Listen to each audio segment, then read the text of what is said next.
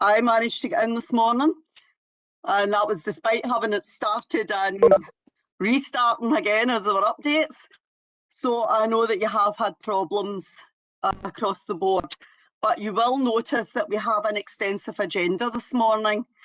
So as you know, I always like to let everyone ask a question if they wish. But can I ask one thing of you this morning? That you make your questions short, sharp and to the point if possible, because I don't think we want to take on for an Education Committee record of 6 hours. Okay, can we manage that? Also, can I just remind you that we are being recorded, and that in light of who we would say, you know, be kind, can we try to always remember it's other humans we're dealing with when you're speaking regarding other elected members, and also with regard to our officers who work extremely hard on our behalf.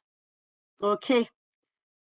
I think there's been 1 or 2 others have come in since. I'm seeing my screen filling up a bit more. So that's looking positive.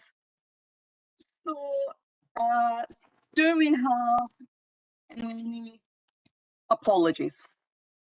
Yes, convener. I have an apology from Councillor McGregor, who's been substituted today by Councillor Sophia Cole. And I understand Councillors Wood and Douglas, they're not here yet, but they will be joining later, I understand. They're joining us, yeah. Okay, and there's no other apologies. Okay, thanks very much. Do we have any declarations of interest for item number 1? No, I think Councillor Johnson's already given one, is that correct?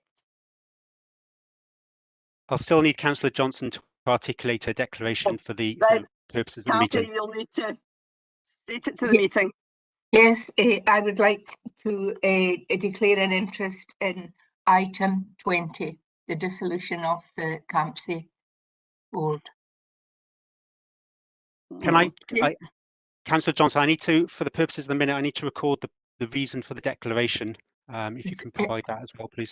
Yes, I was a member of the member of the Campsie board, and we're going to be discussing the dissolution of the board, and I have to be removed from that. Thank you, and I'll place you in the virtual lobby when we get to that item. Right, thank you. I see Councillor Cameron has put up a declaration as well. Yeah, thank you, convener. I'd like to declare an interest in item 21 as a member of one of the organisations, in this case the Scottish Wildlife Trust. So if you could put me in the lobby for that one as well. Okay. And Councillor Ashraf, have you got a declaration to make? Councillor Junaid Ashraf, that is. Yes, thanks, Councillor. For the item 22, Commonwealth Theatre Funding Agreement as a board member of the Commonwealth Theatre Trust. Okay. Thanks, Junaid. Any other declarations of interest, or is that us? Apologies, convener. Can I just check with Councillor Ashraf? Do you consider your interest that you require to leave the meeting? And if so, I'll place you in the virtual lobby for that particular item.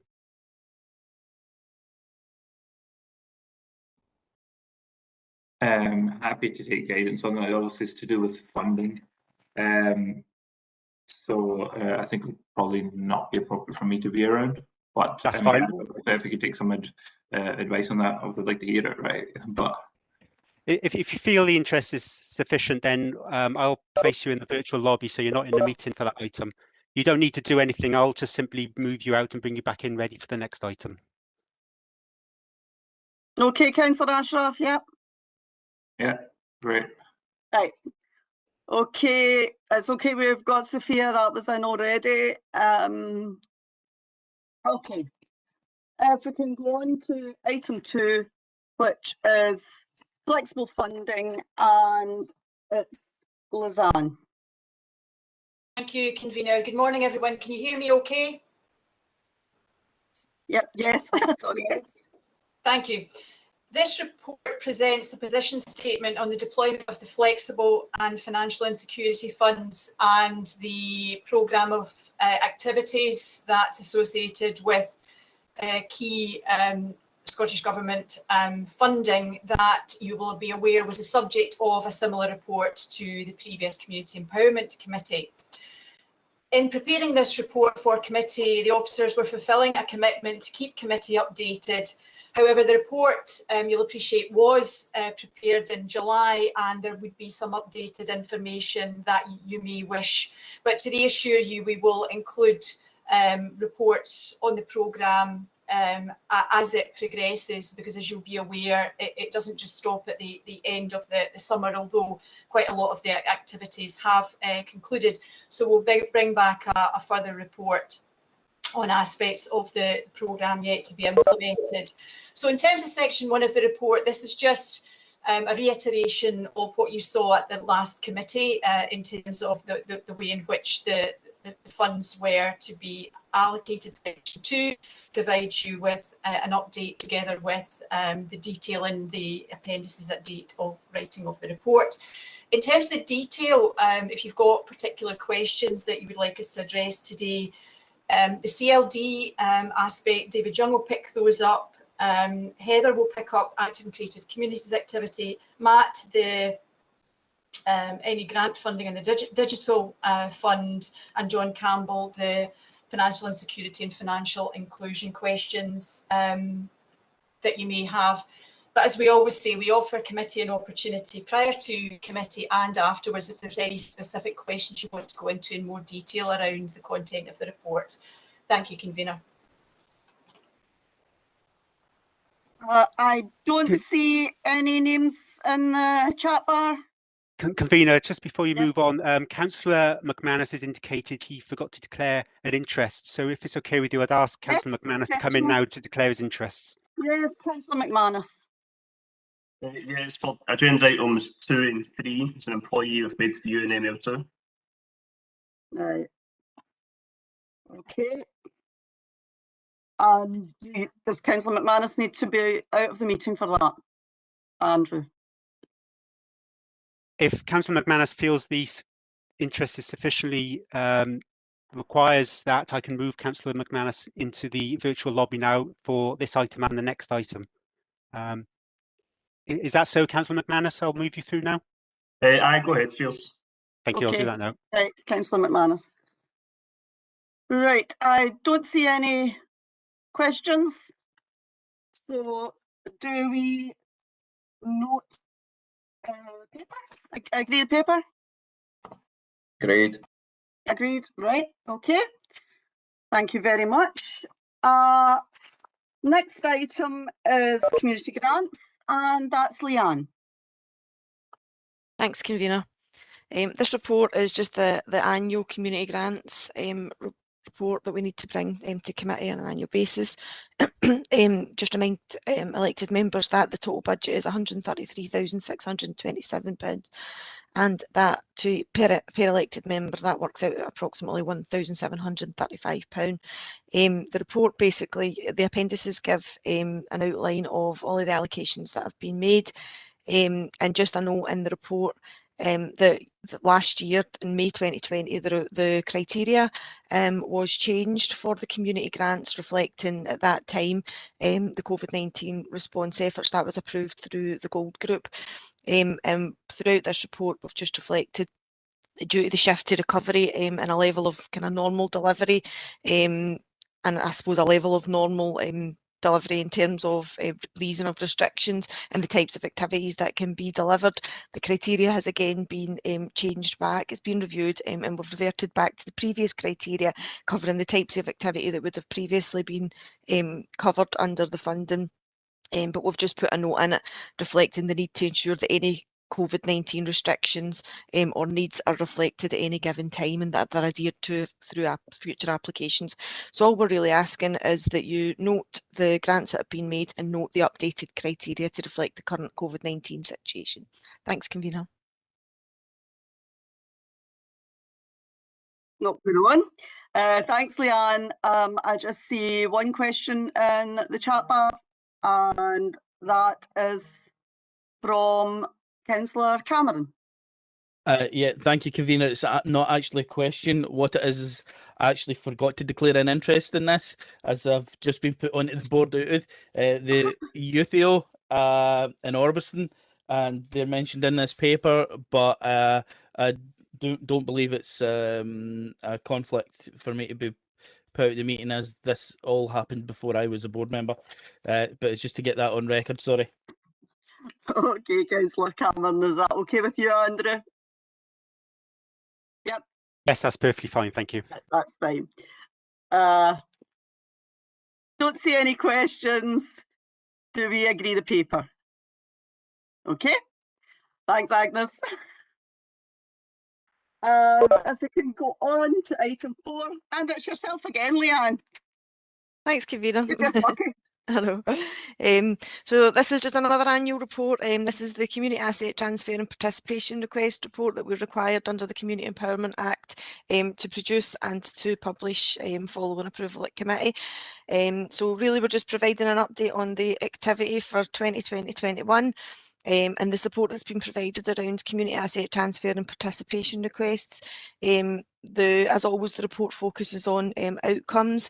You'll note that there are 26, there have been, since in that time period, there were 26 groups that we were engaging with around community asset transfer and participation requests. We have achieved 5 successful outcomes, 9 not progressing, 2 still underway, 2 we reached an alternative decision and approach, and 8 are just kind of early inquiries, so we're not really in the official process yet. And the only other thing that we would want to highlight is just a couple of kind of success stories in there, in terms of throughout that period we completed the transfer of the Coatbridge indoor bowling club. We finalised and completed the lease for the African Collaborative for the Jerviston Bowling Club, and there are a few others in there that we've highlighted that you can have a look at. So really, the only other thing that we wanted to highlight was that we've now launched a series of community empowerment animations. We can send a link to those that's in the report, but if you want, we can circulate them to elected members also. And we're really just asking committee today to note the number of community asset transfers, participation requests that have been agreed, refused, and the outcome. We do always try and focus on the outcomes for groups, because we don't always reach official community asset transfer with groups, and to note the plan to publish the report in line with the requirements of the Community Empowerment Act. Thank you. Leanne, I think it'd be quite nice if you forwarded the animations to elected members and let us see what's going out, but everyone see what's going out to communities. Okay, that would be nice. Again, I do not see any questions in the chat bar. So do we note the report? Yep. Okay. I'll take that as a yes. If we can move on. And this time it is Heather. And Heather Little. Thank you, Convener. This report provides an update on Programme of Work 48, which is the Physical Activity Strategy. So on the 24th of August 2020, Community Empowerment Committee gave approval to the Physical Activity Framework, noted that an action plan and performance framework would be returned to committee in due course. Since that time, Culture, Sport and Leisure Services transferred back to the Council from the former CLNL on the 1st of April of this year, under the new team of Active and Creative Communities. The new action plan, which I'll touch on in a second, reflects a wider approach to both physical and mental wellbeing. To reflect this new approach, it's recommended that PO48 is renamed as the Active and Creative Communities Strategic Activity Framework. If we move on to paragraph 2.4, you will note the 4 key principles that were approved in August 2020. These were active living, sport, dance and play. To these important priorities, and again to reflect that broader approach, it's proposed that we add an additional priority, which is creativity and culture. Again, this recognises the very real benefits which engaging in cultural activities can have on physical and mental well-being. Moving on to Appendix 1, the action plan represents phase 1 of the programme, and this will evolve over time. Under each priority, we have pulled together a number of key actions. Where possible, actions have been chosen which reinforce our work with partners and stakeholders or promote cross-service working. Activities support people at a range of different stages in their lives and seek to promote increased activity, improved socialisation, tackle isolation, and also just to stimulate our brain power. As mentioned, the strategy will be subject to regular review, and we will bring back an updated report to committee in early 2022. I'm happy to take any questions that anyone has.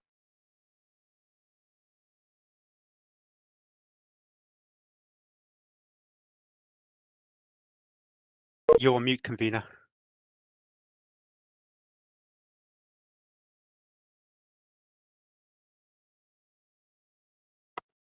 Still on mute, Angela.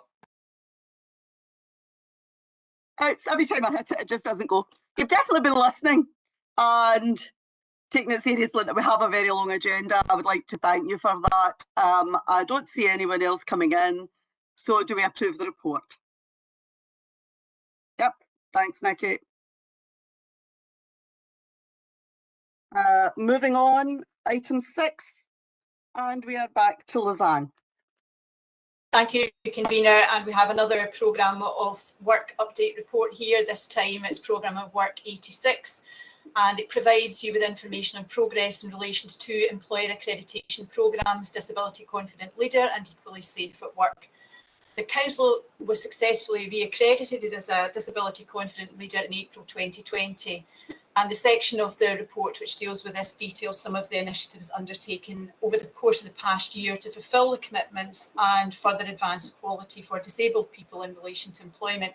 Just some areas of particular note, the work to make our recruitment process more accessible, production of easy read information and linking this to all job adverts. We're also developing a programme that will allow us to produce a whole variety of council information in easy read format for the benefit of many. The training undertaken by key staff to raise awareness on a broad range of disability and condition-specific topics. The engagement underway to make best use of Disabled Parent Support Fund to develop a service delivery model to support disabled parents to reach their goals and aspirations of entering employment. And you'll also note that the Council has successfully supported 3 local employers to become disability confident, one of these being the BLAC Group.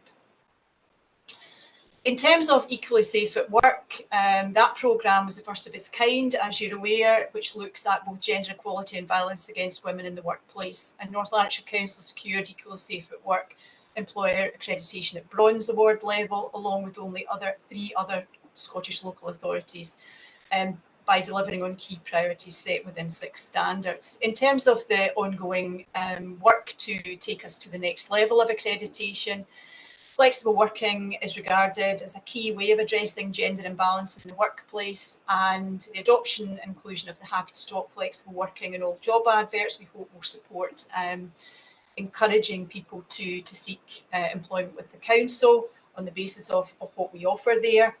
The development of the gender-based violence policy and guidance, we recognise policy didn't go far enough, and this led to the establishment of support mechanism for employees who experience gender-based violence past and present.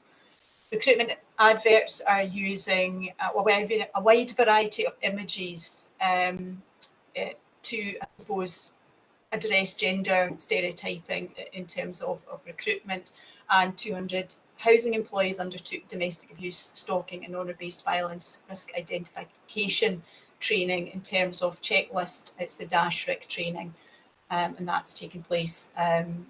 Hopefully a positive report on the progress being made, but you'll note that we continue to seek to not only retain such accreditation, but develop the Council's approach. It's not just a tick box exercise, it's about making a real difference. Thank you, convener. Thanks, Lisanne. I don't see any questions in the chat bar. Anyone? Do we approve the report? Yep. Thanks again, Agnes. Can we move on to item 7, and that is back to yourself, Leanne. Thanks, convener. This is also a programme of work update for PO56 2. And it's an update on the development or the finalisation of the LOIPs with the community boards and the development of a partnership approach to support delivery of that. So this report provides an update on progress in finalising the LOIPs and an overview of associated work to scope the partnership structure that may be required to support delivery of the LOIPs and to support the community boards at a locality level. So members are probably aware that the content of the local outcome improvement plans, or LOIPs as we're referring to them, has been agreed with the community boards. We're now at the stage that the design work has been finalised, and we will be circulating the final design plans to all 9 community boards over the next few days. And certainly the meeting that's tonight, they will receive their LOIP today. There was just a wee bit of a delay with the design work.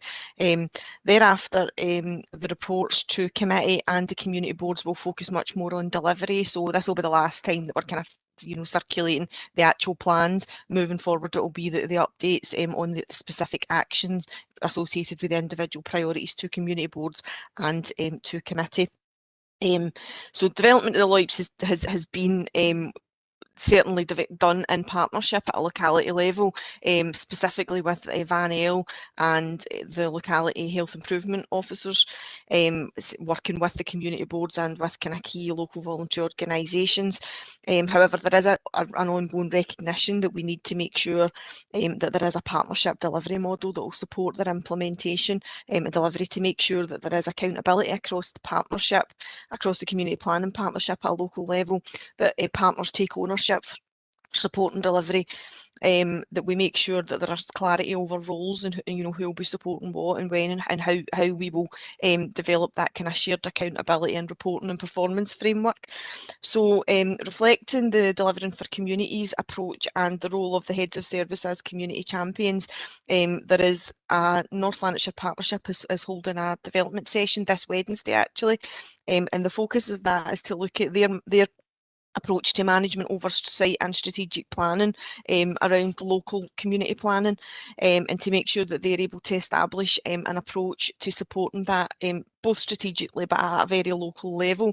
And that's about ensuring that there's a level of consistency across all of the community boards and the LOIPs in terms of leadership and strategic planning, and to make sure that at that level we're ensuring we're considering the resource requirements and any kind of strategic planning requirements. In addition to looking at that kind of management and oversight across the areas, there is also a proposal that this would be supported by 9 operational partnership teams, so made up of key partners, ourselves, the communities team, other key teams across the council as required, health improvement, police, fire, the usual kind of community planning partners would come together across the 9 areas to provide that operational support for delivery of the LOIPs, but also for supporting and developing the community boards at that locality level. So really all we're asking today is that you note the progress and the finalisation and launch of the final local outcome improvement plans, and that you endorse the work to secure that partnership support mechanism as we move forward, and we'll bring a further more detailed report around the proposals for that following the NLP development session. Thanks, Convener. Happy to take any questions or comments. Thanks, Leanne. Councillor Linden.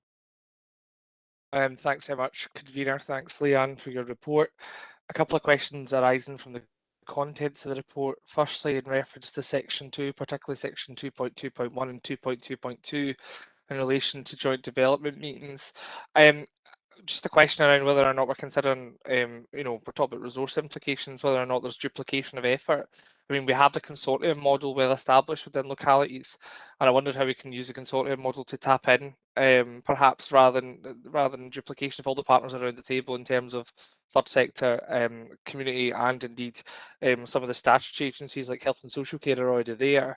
Then surely it makes sense to tap into that existing structure and perhaps amend the terms of reference to be able to better deploy that resource.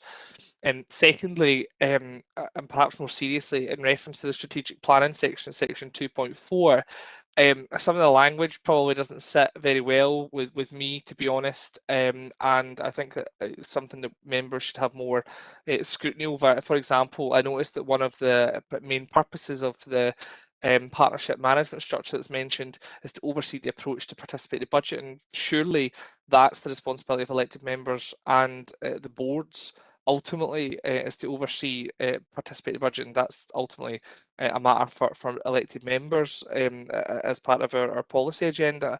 And then secondly, and more generally in that particular section, the establishment of the partnership management structure to work alongside the community boards. I do think that elected members have a right to access what that looks like in practice, whilst recognising that's more operational.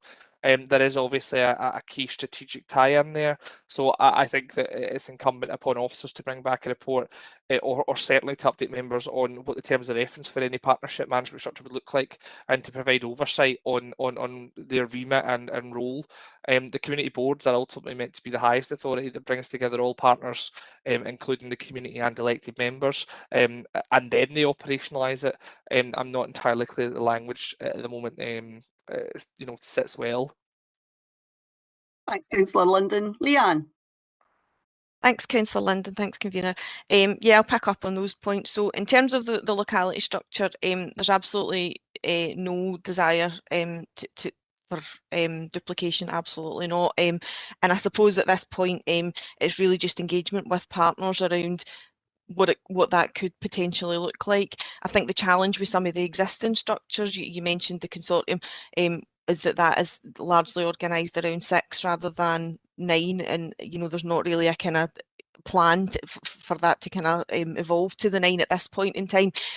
But certainly that's the discussion that we would be that's the debate that we would hope would be encouraged through the partnership development session that's due to take place on Wednesday. I think the other point to mention is, I suppose from the consortium perspective, that is about communities being involved in influencing through the local kind of voluntary organisations.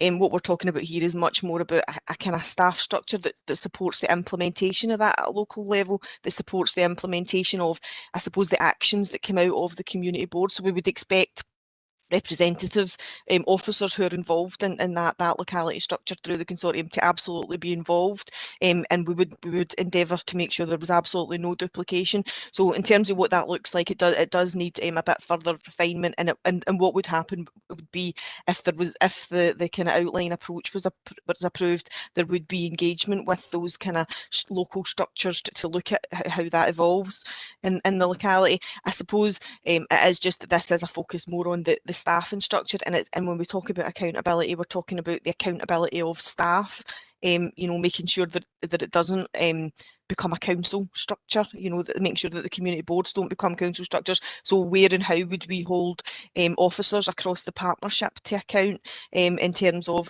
their role at a locality level, but also at that strategic planning. You're absolutely right that ultimately the accountability and governance for all of the communities model sits with the community boards and sits with the Community Empowerment Committee from the council's perspective.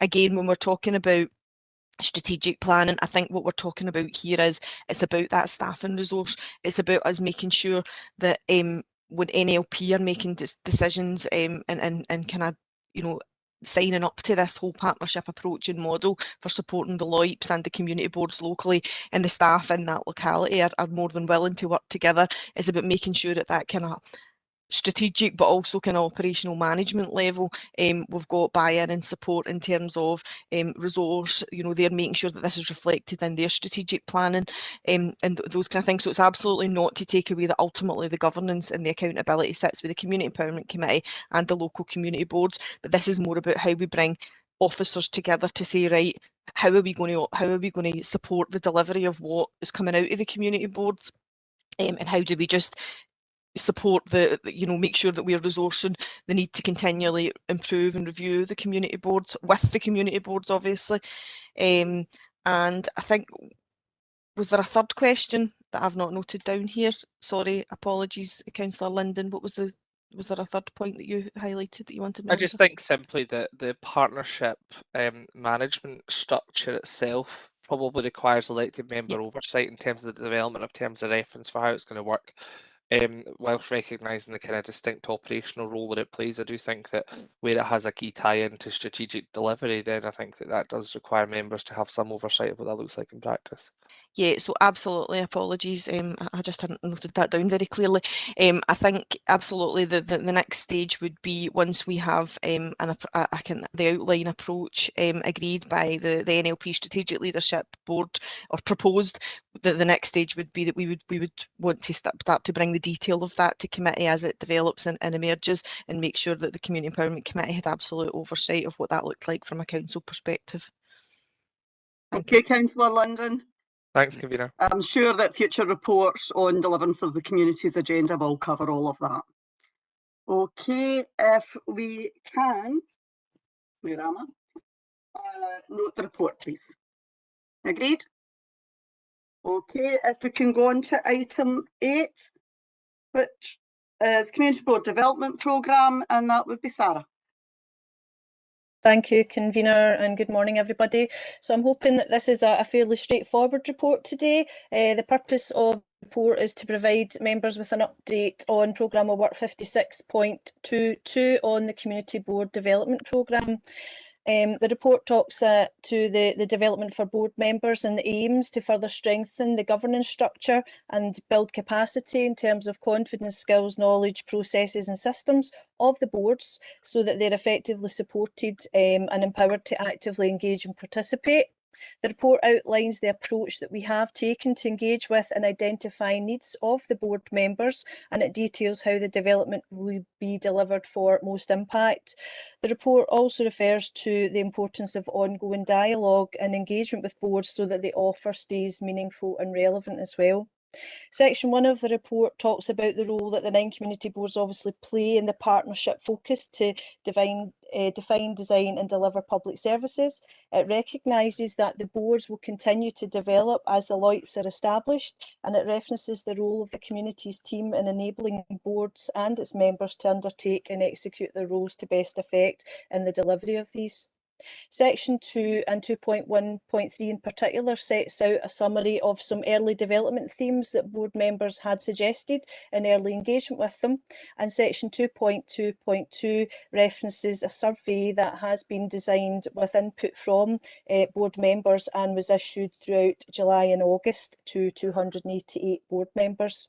I can confirm since the report was written that we've had a 26% response rate to that survey, and the early analysis will be shared through the August and September board cycle. Section 2.3 outlines the structure of how the development needs will be addressed, and I think it's important to acknowledge that we need to have a flexible approach in recognition of the different levels of knowledge and capability, but also the different learning styles that we have as well, and that we will tap into the expertise of board members and officers as we deliver the programme. We'll deliver the programme through a common platform, and that allows us to look at who's using what, it allows us to track and also feed that back in through the board cycle as well. Section 2.6 outlines the next steps, and Appendix 1 offers a timeline just for clarity in terms of actions over the coming months, and I'm happy to take any questions. Thanks very much. Councillor Linden. Thanks, Convener, and I appreciate you bringing me in. I know that there's a big agenda, and I took your warning, so I think the fact that I've only started asking questions at agenda item 7 is a blessing. In terms of the agenda, Convener, Sarah, thanks for the presentation. Section 2.1.3, the content is very interesting. Actually, I thought, and in terms of the feedback around a bit of lack of direction, etc., for the board from some people in the community, I think is quite an accurate representation of the areas that are required in development, to be honest. So I think that that's good to see that's come through very strongly. 2 key questions for me. In terms of the member development hub, was that issued to elected members in terms of both content and in terms of promotion to other community board members? And then more generally, a question, probably touching on the area at section 2.3 about the development hub.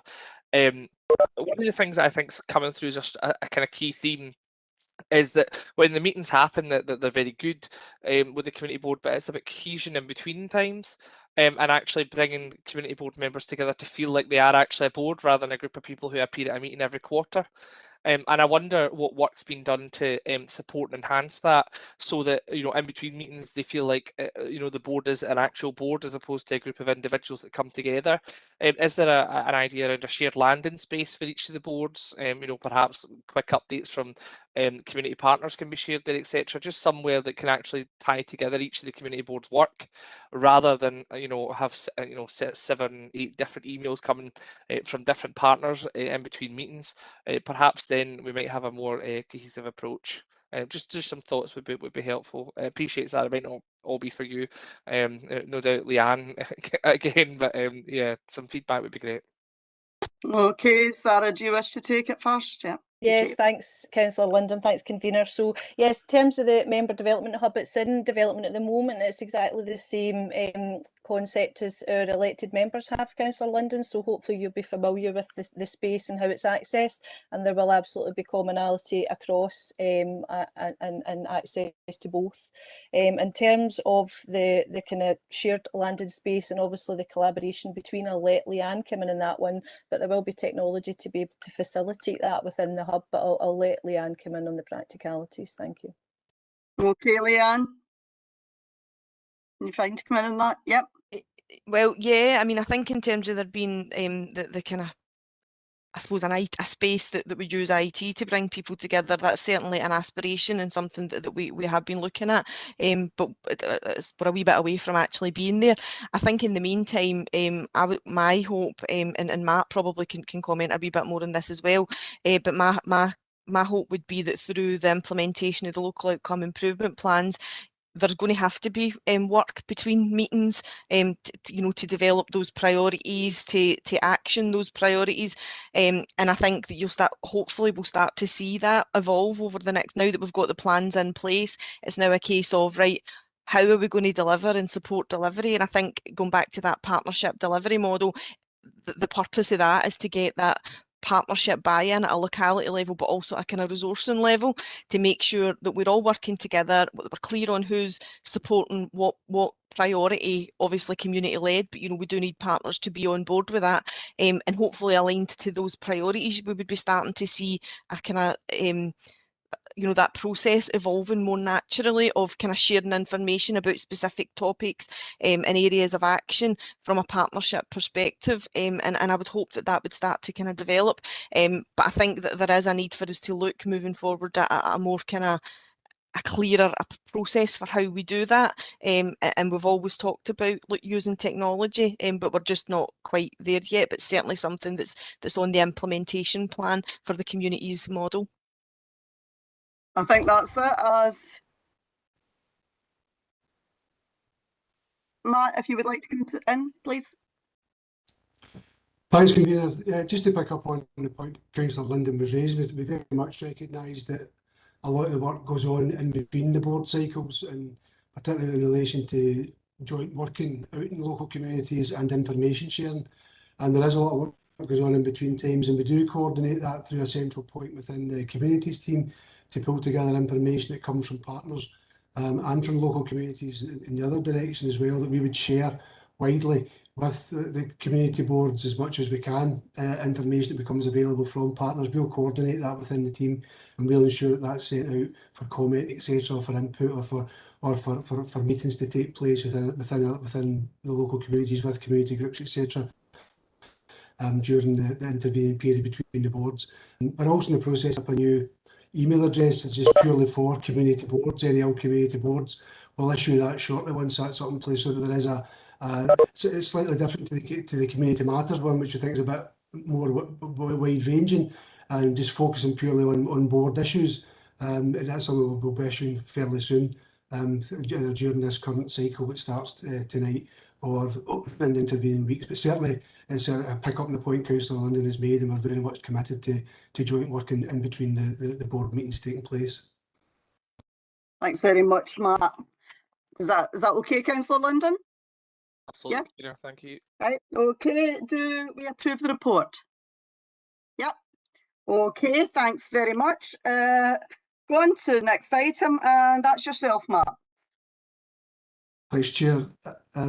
This report in relation to participatory budgeting, this report provides an update on the process of developing our mainstream PB approach and the work to establish reference groups in relation to PB in conjunction with the Community Board Development Programme.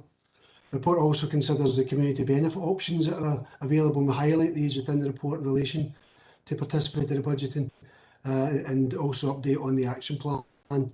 We've included proposed governance documentation for the proposed subgroups and the wider PB proposal process going forward as and when that's required. And we've included that within the report at the moment as well. Just to let the committee, make the committee aware, we're in regular discussions, and just last week we did a further meeting with COSLA in relation to the processes surrounding mainstreaming of PB, and that work is ongoing. And we're also participating in an academic research through the Scottish Government, COSLA and the University of Warwick in relation to the implementation of mainstream PB within communities. So something we're very much focused on at the moment, and we'll continue to take forward, and we'll further update the community boards as that goes forward. That's all, Chair. Thanks, Matt. Councillor McGowan. Thanks, Angela. Good morning, Matt. I just wanted to ask, it says that project proposals will be being collected in July, September 2021. It says a call for project proposals to be open for a minimum of 6 weeks to allow time for submission. How many projects, have there been identified? How many people have put proposals forward? And it also says that we'll get a list of projects. I hope I haven't missed this somewhere else.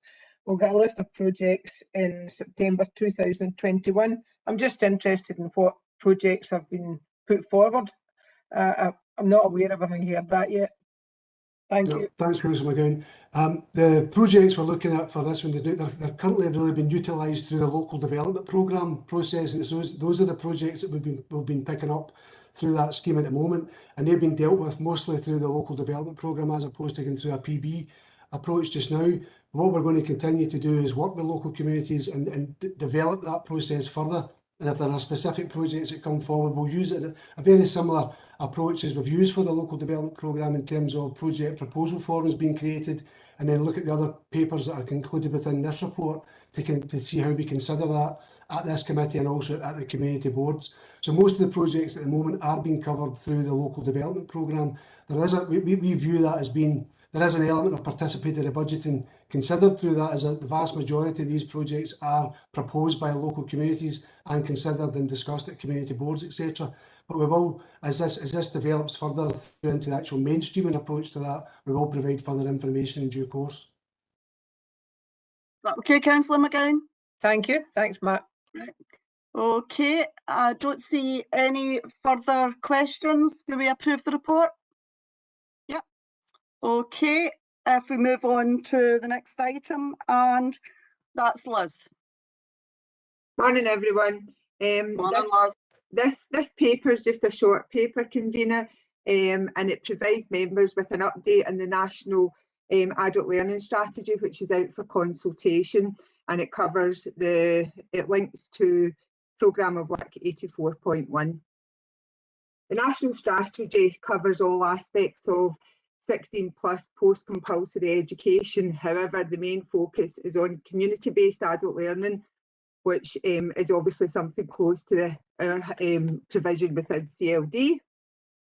The recommendations cover expanding the adult learning offer, connecting the adult learning journey, communication, access and inclusion, and workforce development.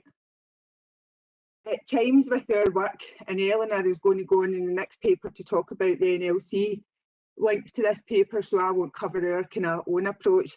But what I would say is that we have been heavily involved in shaping this report and this strategy, so we're delighted with the content, and you'll see in page 10 that we provide a case study here from North Lanarkshire linking the whole kind of connection between family learning and adult learning within the strategy, and we're absolutely delighted with this. So the kind of main purpose for this report for committee is just noting that the draft strategy is out for consultation, and that there will be a national launch that I'm sure we'll be involved in November or October or November of this year. and really just for members to approve the approach. Again, I don't see any questions in the chat bar. And so unlike North Lanarkshire CLD to be involved in everything nationally. Well done once more We like to the to team. we like to shape national practices, you know. I know, very much so. Do we approve the approach and the paper? Yeah. Okay.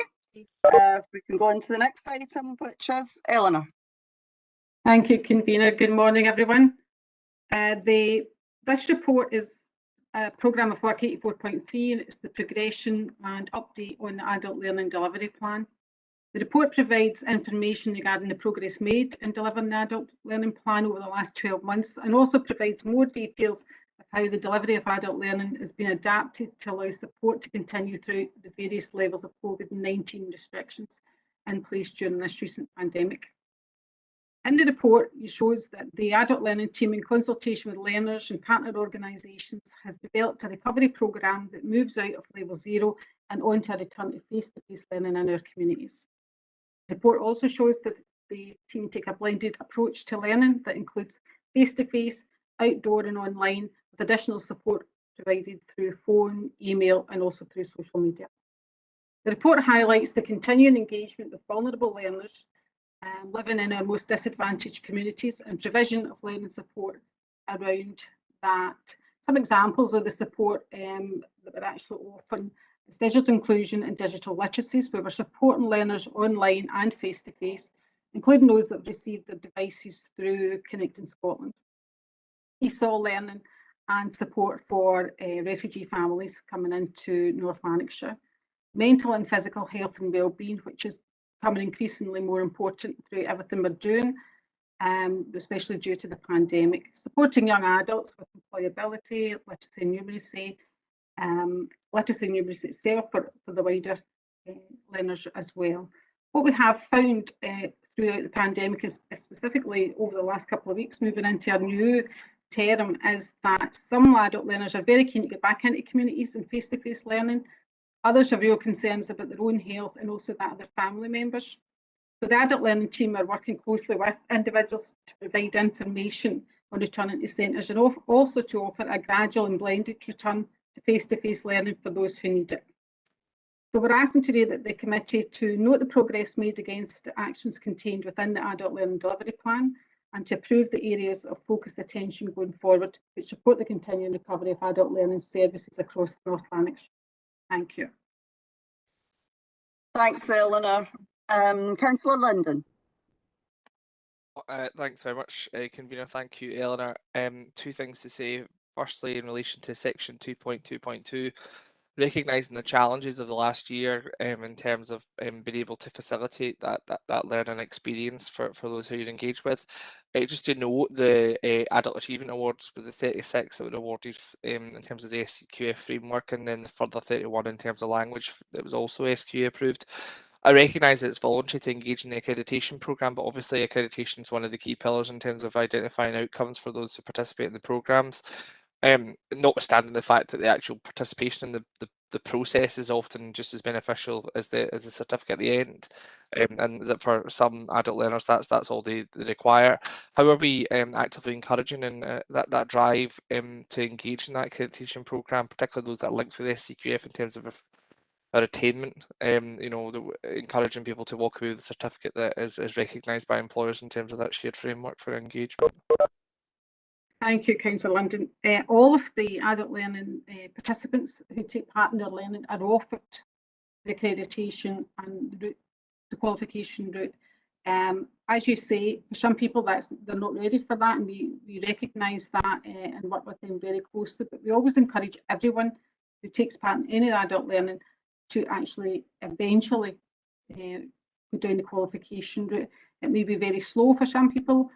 For others, they're really quick to pick up that offer, but it has to be done on an individual basis, and it has to be supportive and to encourage people, because it's going to be quite a frightening experience, as you can imagine, especially for people who have never had to go through that process before, or have very negative views of processes they have gone through before whilst at school. So I suppose my answer to that is we encourage everyone Every single learner that comes through the door is encouraged to take part in accreditation, and it's a very individual journey for each of them. Okay, Councillor London. Thanks, Convener. If I may, I did say there was two things. Yes, I the omitted second the one. final thing, which is simply a comment of congratulations just on the youth guarantee. I think it's great that we've been able to provide a pathway for young people who are or those who are engaged with our services to be able to find employment with the council. I think that's an example of us being able to put our money where our mouth is. I think it's fantastic, and I think congratulations have been passed to the team before for that one. Thanks, Eleanor. It's now Leslie. Thank you, Convener. Morning, everyone. This report is also linked to the programme of work 84.3. This paper presented to committee today is an update of the Family Learning and Parental Engagement Delivery Plan. During the past 12 months, the team have continued to support families within our communities, with particular emphasis on supporting those living in our most vulnerable communities.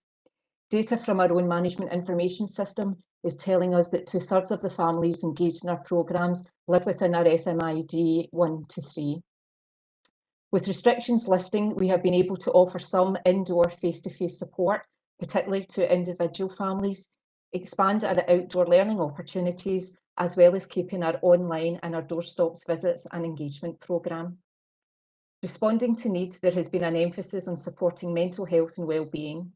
Although small numbers, early indications that our adult and child Let's Introduce Anxiety Management programme is providing positive outcomes for both children and adults, with parents reporting a clearer understanding of what anxiety is and how better to support their child. Demand for our Sleep Scotland programme has also increased from 15 to 45 referrals. This mirrors national reports regarding the impact the pandemic has had in good routines and good sleep routines within our families. Additional investment in training all of the team has begun, and this should be completed by October to enable us to respond to need.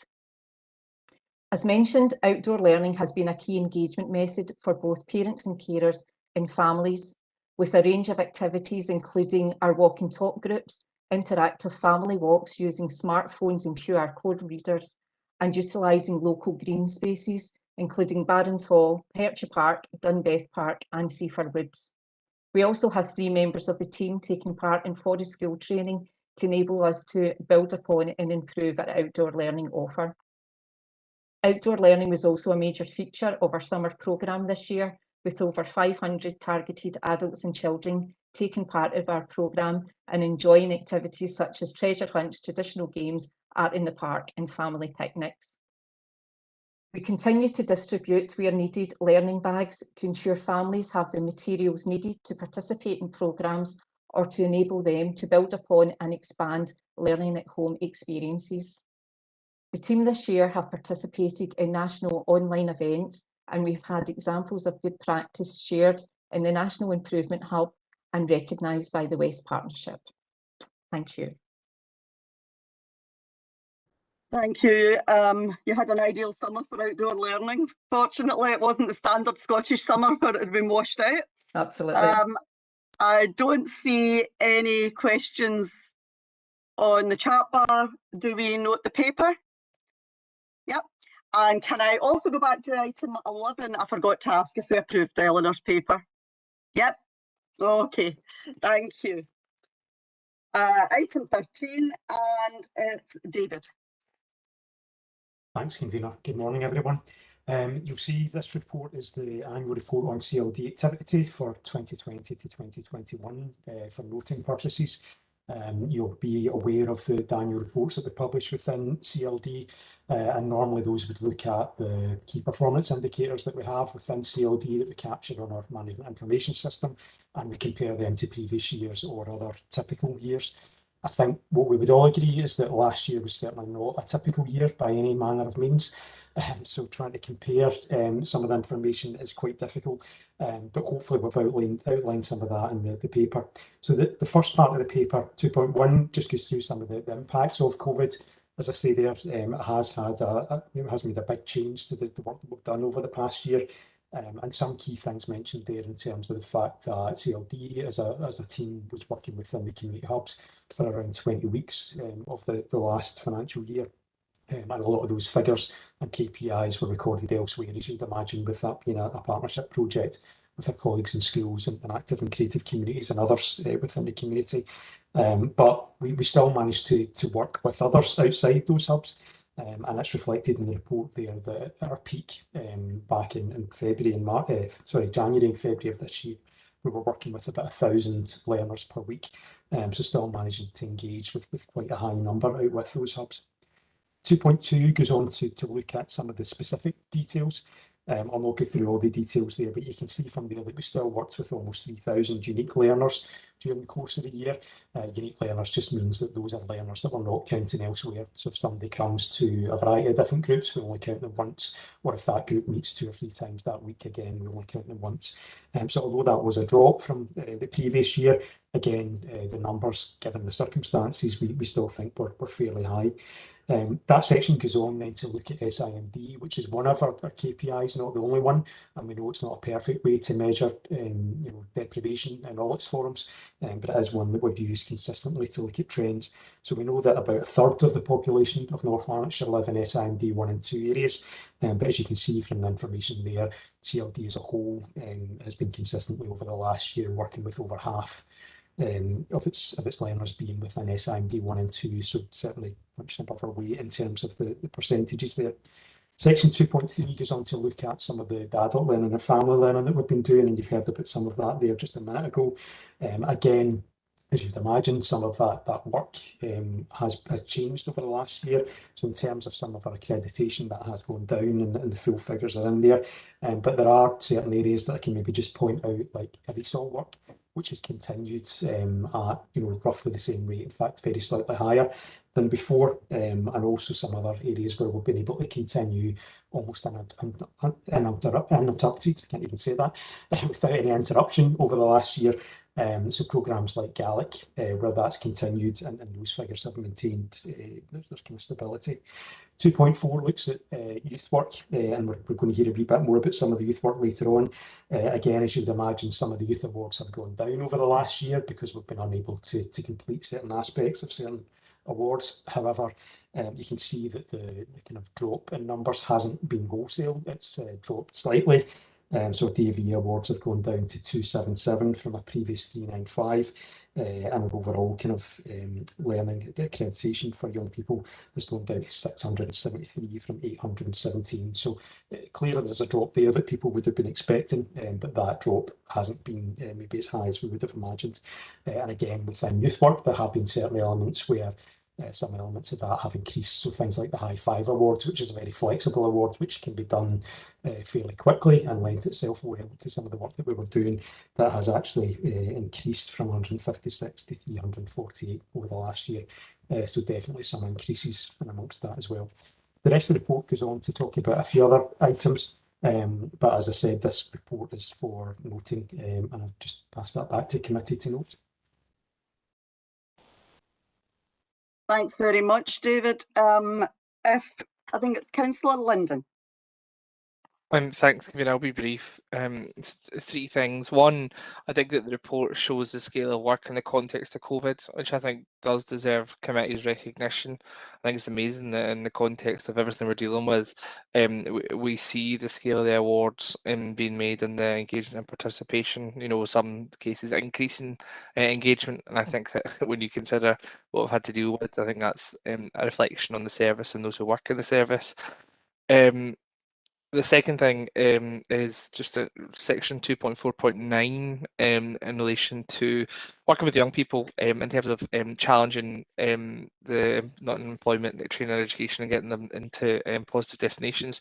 Obviously, we've got 33% progressing onto a positive destination, something I ask about regularly. David is around how we maintain that and ensure that that's like a sustainable positive destination, which is really important as well. I just wondered what sort of tracing our engagement work continues in the long term to see where our young people are at 6 months, 12 months down the line in terms of their engagement with the programme. And then very finally, I was chuckling when I was listening to Liz engaging with you, convener. She mentioned that the service kind of like to challenge and lead. So a plea for me to consider something. The title of the report is building community capacity, if I recall correctly. I think that North Lanarkshire should start to take lead and get rid of that outdated title. I think that we should be talking about realising community capacity, because community already has the capacity. It's just about our engagement to activate that and realise it as opposed to building it. And I know that many of my CLD colleagues agree with that. So just a plea from me, convener. Thanks. So you're not really looking for a response, no? I'm looking for a response yeah, certainly in section you're looking at 2.4.9. sustainable. But nodding heads for my latter comments will suffice in terms of agreement. Okay. David, would you care to take on whether or not it's sustainable? Yeah, in terms of 2.4.9, that relates specifically that one to our community learning development staff who work within the employability team. So because they are community learning development staff, they continue to use the CLD management information system to record that. So our colleagues in Paul Kane's team would be able to provide a bit more information. Certainly from our work with that team, we do know that there is communication kept up with young people after they leave. So there is that kind of through care, if you like, for young people, as you rightly say, so that those destinations are sustained. It's not just about getting somebody into a college course or a job and then leaving them. So they would routinely pick that up. We also have a kind of open door policy within not just the learning employability hubs, but CLDs, in general, to try and make sure that we can capture folks. So it's not a case of people having one shot at CLD or one shot at employability work.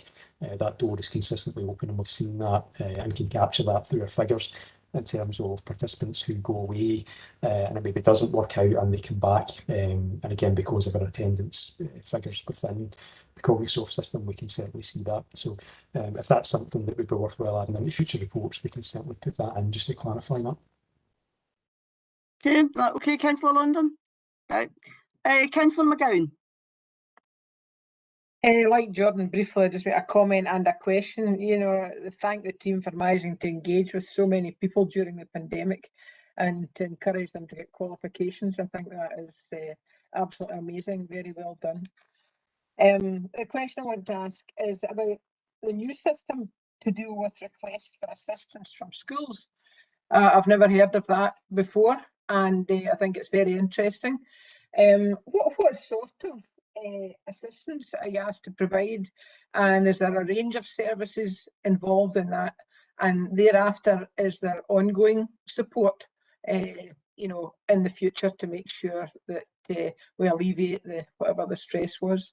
I'm just interested in that one. Being an ex-teacher, I would have welcomed that greatly, and I think it's a great addition.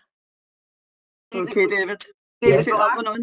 David, will I come in that? Oh, okay, Liz, you doing it? Yeah, I think it's linked to the whole GIRFEC protocols, and a request for assistance is part of GIRFEC, where a family can maybe request assistance through the schools for additional support from services, and I think that's where we have really improved the synergy between our kind of adult learning and our family learning. So we may have a school who put in a request for assistance around a parent, needing support, because if we don't support the parent with their learning and development, then it's difficult for them to support their children's learning and development. So it's very much about the synergy between family learning, adult learning. And when Councillor Linden asked about our young adult programme and tracking, I think the Youth Guarantee programme also shows the synergy between young adults turning from youth to adults.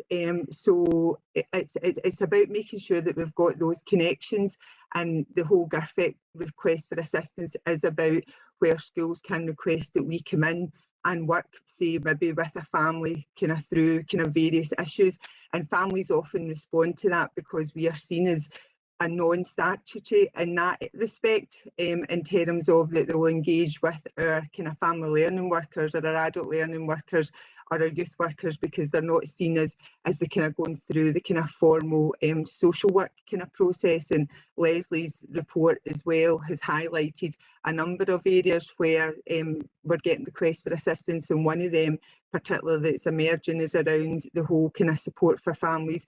They've not been in routines for 17 months. We've got young children with sleep issues, and you know that can have a whole impact in the whole house. So it's about making sure that we kind of come in and we tailor our learning programmes to meet the needs of those families and individuals.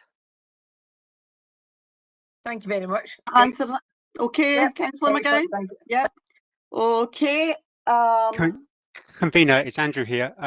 There's an attendee on the call called JCC. They're on a mobile phone, so they don't have access to the chat bar.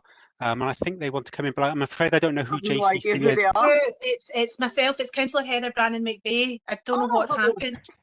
I'm having a tech mare this morning. It's like a nightmare, but the tech. I was just to make a comment. I was trying to get in across the two previous papers into this one, but convener, it's simply to convey my gratitude and congratulations to the CLD team who have demonstrated their flexibility and creativity in the last 18 months by, in many ways, really re-engaging how they engage with our communities. They've really been on the front foot. The professional development of staff and the way in which they've created that culture shift to enable a culture shift within our services has just been quite exceptional. And I think across each of the disciplines of community learning development, that has got to be recognised. And the fact that our communities continue to be achieving accreditation as well as sustaining participation levels is just something to be admired. And I just wanted to convey that. Thanks, I think everybody here would agree with that, Councillor Brannan McVeigh. I think we're all very proud of them. So take that back to your teams, please, from all of us. Do we note the paper? Yep. Okay. Thanks, David. We're back to Leanne. Thanks, convener. I've got another programme of work update for you for P002.1, and this is around community ownership. So the purpose of this report is to provide an update in relation to this programme of work, and it's about establishing a resource plan reflecting the community asset transfer policy to develop community capacity and optimise opportunities for communities that asset management offers. The report reflects the Council's commitment to supporting approaches to community-led management and ownership. So it's not just about ownership, it's about management as well of assets and land. In relation to community empowerment, and community empowerment really is at the heart of this approach, but also in support of the Council's vision around, for example, town and community hubs and investment in towns and the associated plans around asset rationalisation. There's a real opportunity to build on the approach that we've developed so far to community asset transfer. And there's also a number of other less formal approaches, whether that be kind of shorter term leases, management agreements with community groups and organisations. And there's a real opportunity to engage in conversations with communities about assets of importance to them, to ensure awareness and use of a range of approaches to supporting community aspirations around management and use of assets while supporting the ambitions within the plan for North Lanarkshire. So ultimately what this is about is about reviewing the existing and sometimes historical arrangements that are in place with community groups and organisations, and ensuring that there's a range of opportunities that can be used across council services with community organisations, depending on what the capacity of an individual organisation is, what the local need is, and the needs of the council as an organisation at a given time. And that the approach that we take with community groups and organisations, I suppose it's about not always jumping to community asset transfer. It's about making sure that the approach is proportionate to the type of organisation, the level of activity, and the type of support that's required in order to support the council's vision. So Appendix 1 proposes an outline kind of framework for starting to develop a community leasing policy. I suppose there's recognition that not all organisations are ready for community asset transfer or particularly want to enter into community asset transfer. There's also an opportunity for when it makes sense to the council's vision to be able to look to move at a pace and work with organisations where there's a mutual desire to enter into some kind of community management or ownership agreement. So that's about looking at a kind of in between. You know, we don't always need to jump to community asset transfer, but the other end of that spectrum is commercial leasing, which is not always appropriate for community organisations. So it's about us developing an approach across council services that's coordinated and that's about responding to community need while meeting the aspirations of the vision for North Lanarkshire. Appendix 2 highlights some of the key early actions that are required to develop a corporate approach to applying decision making, reflective of community asset transfer, but a bit more flexible to meet the needs of communities and indeed the council. It's proposed that this work would be driven and coordinated through a reshaped and reviewed version of the Community Empowerment Working Group. So the Community Empowerment Working Group to date has been very much responding to the legislation and the requirements that have been put in place through the Community Empowerment Act. Many of the processes and procedures are now in place, and the group would maintain that oversight role, but also would focus in much more on community ownership and would review its membership to make sure that it's reflective of all of the services that might be involved in any level of community ownership or indeed management arrangement with community groups and organisations. And what the group will be asked to focus on is developing a resource and implementation based on some of those early actions that have been identified in Appendix 2. So further information will be provided at a later committee, and the recommendation is to note the intention to better align the work across council services to focus on community ownership and management, and to agree the approach that's been outlined to date with further detail to follow when the Corporate Community Empowerment Group have met to work up some of that detail. Thanks, Convener. Happy to take questions. Thanks, Leanne. Councillor Linden. Thanks, Convener. I think, and thanks, Leanne. I think broadly in favour of the report, insofar as its contents, I think that there's a number of things to be said, Leanne, and hopefully you can address these points. There is somewhat an area of concern when you see the council, I guess, attempting to formulate a proposal or a plan around something that is so focused around communities' capacity and engagement, and that it's entirely at the direction. I mean, the whole purpose of Community Empowerment Act and Community Asset Transfer is about community-led action. So for a corporate council to then try and set in place a plan that supports and facilitates, I guess, their own agenda and try to align that with community-led action can be challenging, and I think where there is opportunity for synergy, then that's good, but I think where there's not, then that's where these flashpoints will come from. So a couple of things strike me and come to mind. Firstly, section 2.5.1, I think it needs more detail, Leanne, either articulated here or at a future report around just how the ambition of the community asset transfer policy will actually help realise the council's policy agenda as well, and how I guess that's not going to be a forced thing, but actually just about through natural opportunity, through dialogue. I think that would be really helpful in providing some reassurance that that kind of community-led action won't be taken away. Second thing is around no detriment policy, around I guess where we're talking about considering existing leasing arrangements or the capacity of community and voluntary sector organisations who are already operating. Certainly one of the things we wouldn't want is where an organisation doesn't feel they have the capacity perhaps to take over a CAT or to take over a lease, but are quite happy with their existing arrangements, that the local authority then doesn't, kind of lose that relationship with them and force them, to stop their work, move elsewhere, etc., etc., because that would be really the opposite of what you'd be hoping in terms of the endeavour.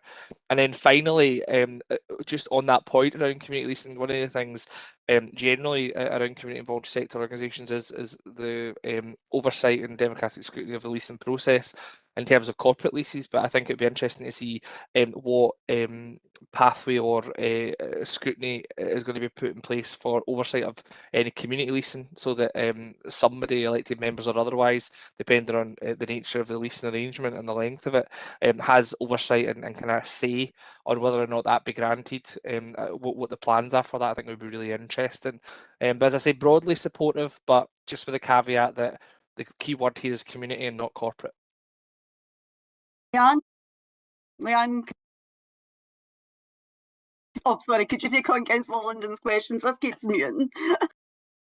Sorry, I was away talking there when I'm in mute as well. Apologies. Thanks, Councillor London. Thanks, convener. So yeah, happy to try and cover as much of that as I can. But I think more detail is to come, and I think we need to, you know, the Corporate Community Empowerment Working Group, as it currently sits, needs to transition into this new arrangement and needs to start to look at, if approved today, with the detail of that.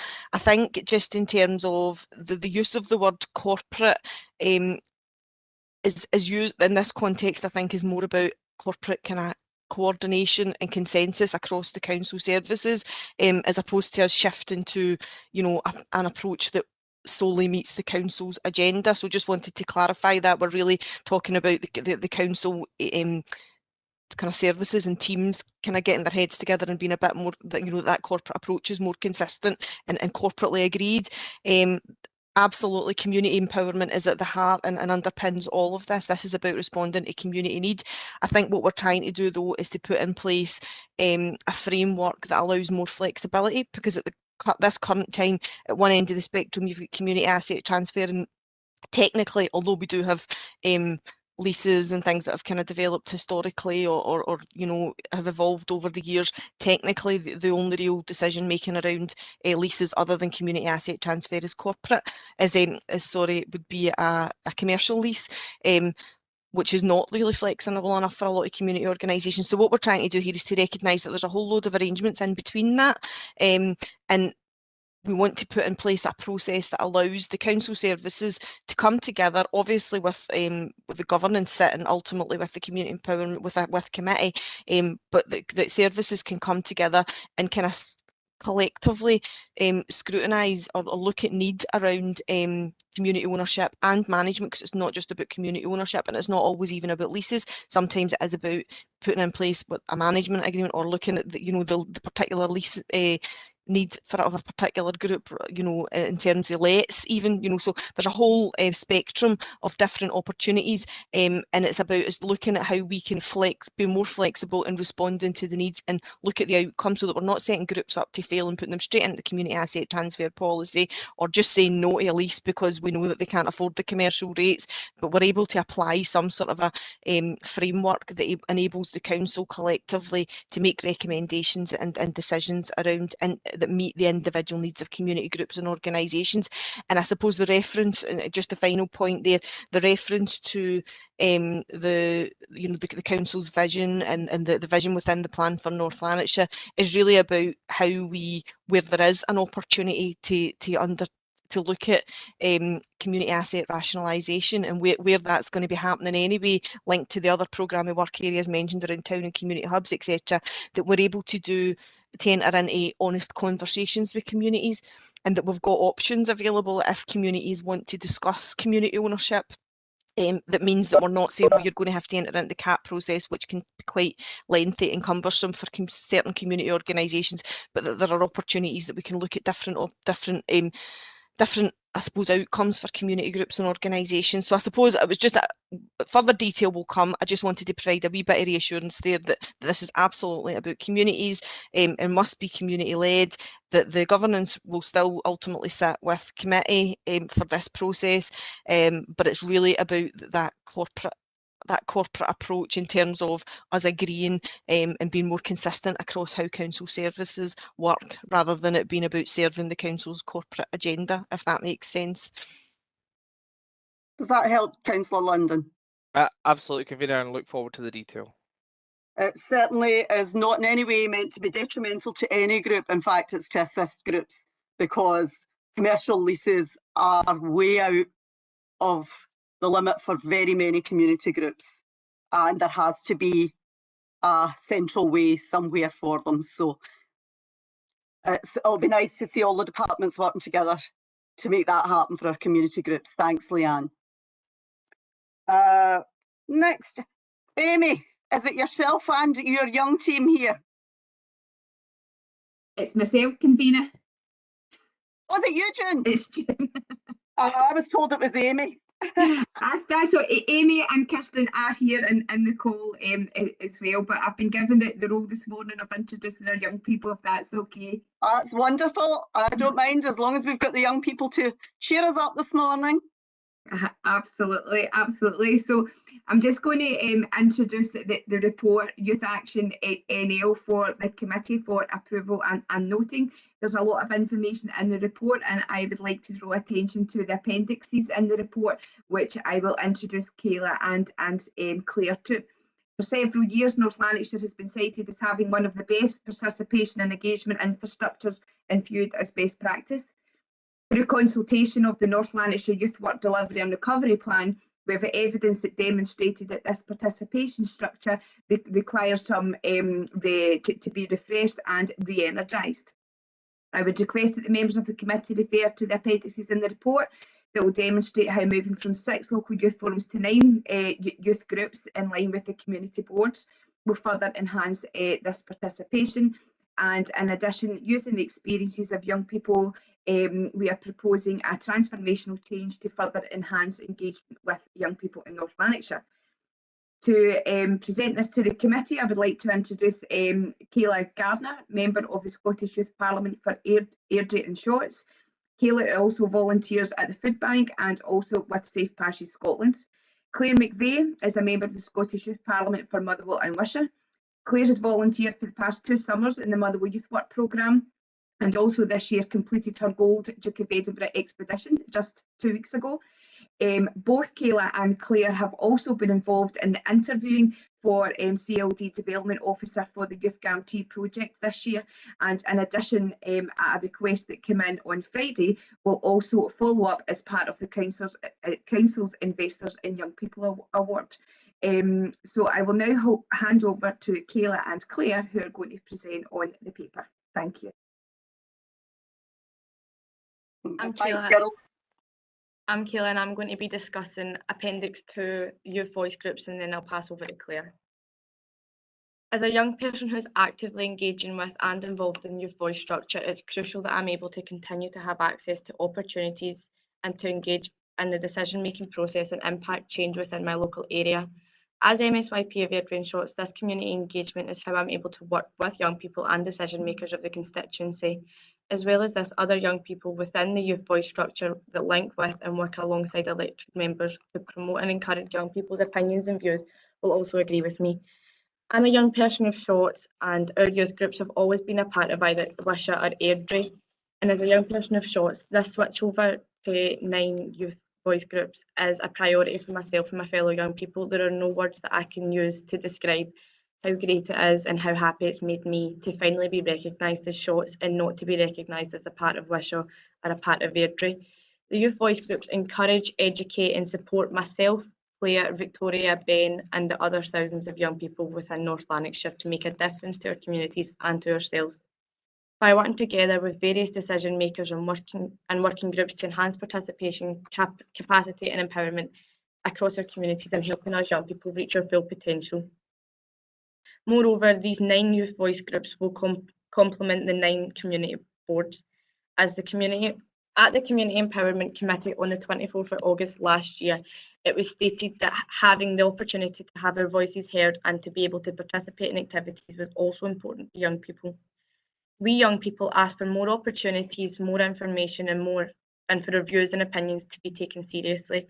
And on the 1st of September last year, the UNCRC Incorporation Scotland Bill was introduced to Parliament, and I'm happy to announce that that bill passed unanimously on the 16th of March this year.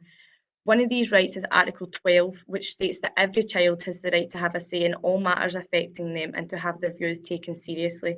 Every elected member of the Scottish Parliament agrees with these rights of the child and that our opinions should be taken seriously. Working alongside key partner organisations such as elected members like those who passed the bill and the Social Work Department is a priority for us, as the only way for our youth voice groups to be truly representative of all young people is to continue to work with these organisations and many more to empower us young people and have our voices heard. And I'm going to pass on to Claire now, who'll talk about Appendix 3. Good morning. I will be talking about Appendix 3, Action NL, which is currently a working title. As Article 12 in the UNCRC states that every child has a right to have a say in all matters affecting them and to have their views taken seriously. This transformational board will allow young people to discuss and action issues that have been raised by young people through youth voice groups or that have came through committee structures and are relevant in an appropriate context. This new transformational board will consist of 9 members of the Scottish Youth Parliament, 9 members representing the 9 youth voice groups throughout North Lanarkshire, then elected members from across party representation. The aims and objectives of this Young People's Transformational Board is that it will be a voice for young people in North Lanarkshire and represent the views of young people and encourage us to create opportunities around issues that matter to us most in their community. This will allow young people to act on views and issues that relate to us, but will also allow for young people's perspective on decisions that will affect us instead of adults making the decisions for us. As a young person, I strongly believe that all young people should have their voices heard loudly and very clearly, but should also be involved in things that can affect them. Not only is this a strong belief of mine and my fellow young people, but is also a right. Having this transformational board will not only include young people, it will encourage them to be active citizens, and it will create a strong drive for young people to champion democracy all over North Lanarkshire. It will help young people recognise the value and potential in their ideas, but it will also support us.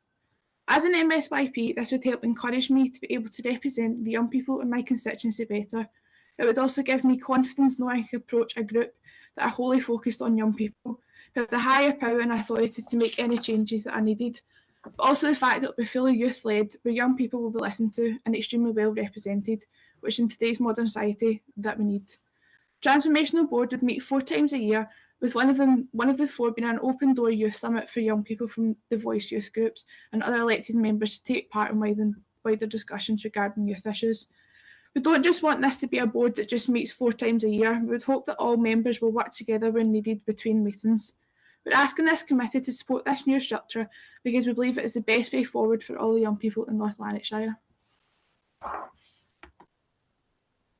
Thank you so much, both of you. It's always nice to hear the articulate young people from North Lanarkshire. Well done. And I'm sure you are very happy to have Shorts represented as an independent town once more. Well done again. And congratulations on your Gold Duke of Edinburgh. Councillor Linden. Thanks, Convener. I'll try and be brief. Lots of things to cover in a great report. First of all, to Claire, well done on the Duke of Edinburgh, as you just said, Convener, and to both of you on your work with the council and indeed with the Youth Council. And also, I know Victoria's on the call as well, and I spied some of her crafty artwork as ever in the appendixes. So as ever to Victoria, fantastic. And great to hear that articulation of the importance of that very local level of representation that Kayla's articulated at committee today. You know, a big bugbear when your town pride and joy isn't at the centre of the agenda. Convener, a couple of comments on the paper before I move to a couple of questions actually. First of all, can I just say that on the Transformation Board, a question and a comment. One, is that to replace the Youth Council? Is it an addition to the Youth Council running in parallel? I see June Ford nodding her head, so that's the answer to that question. But simply to welcome that direct engagement at that level with elected members. I think it's something that Liz Fergus in particular has always wanted to champion in terms of that engagement with elected members and a different platform beyond the committee. So I absolutely welcome that, and you have my commitment today. Not only will the SNP group, as leader of the SNP, support the paper, but our elected members will engage fully with that, and whoever you're so lucky to have from our group on that, I'm sure that they will be fully supportive of that work that you're undertaking. I just wanted to pass comment as well, Kayla, and I don't seek to make a political point, but I think it's important to note the powerful articulation that you made in terms of the Scottish Parliament passing the Rights Bill unanimously in that engagement, and ultimately the long campaign that was made by young people. I think it's highly disappointing that we see that being challenged in court. And I think that to those external listening, all they would need to do is take a listen in to the contributions from our young people at committee, repeatedly, Convener, to realise that that's a battle that they're never going to win in terms of trying to take over that rights debate.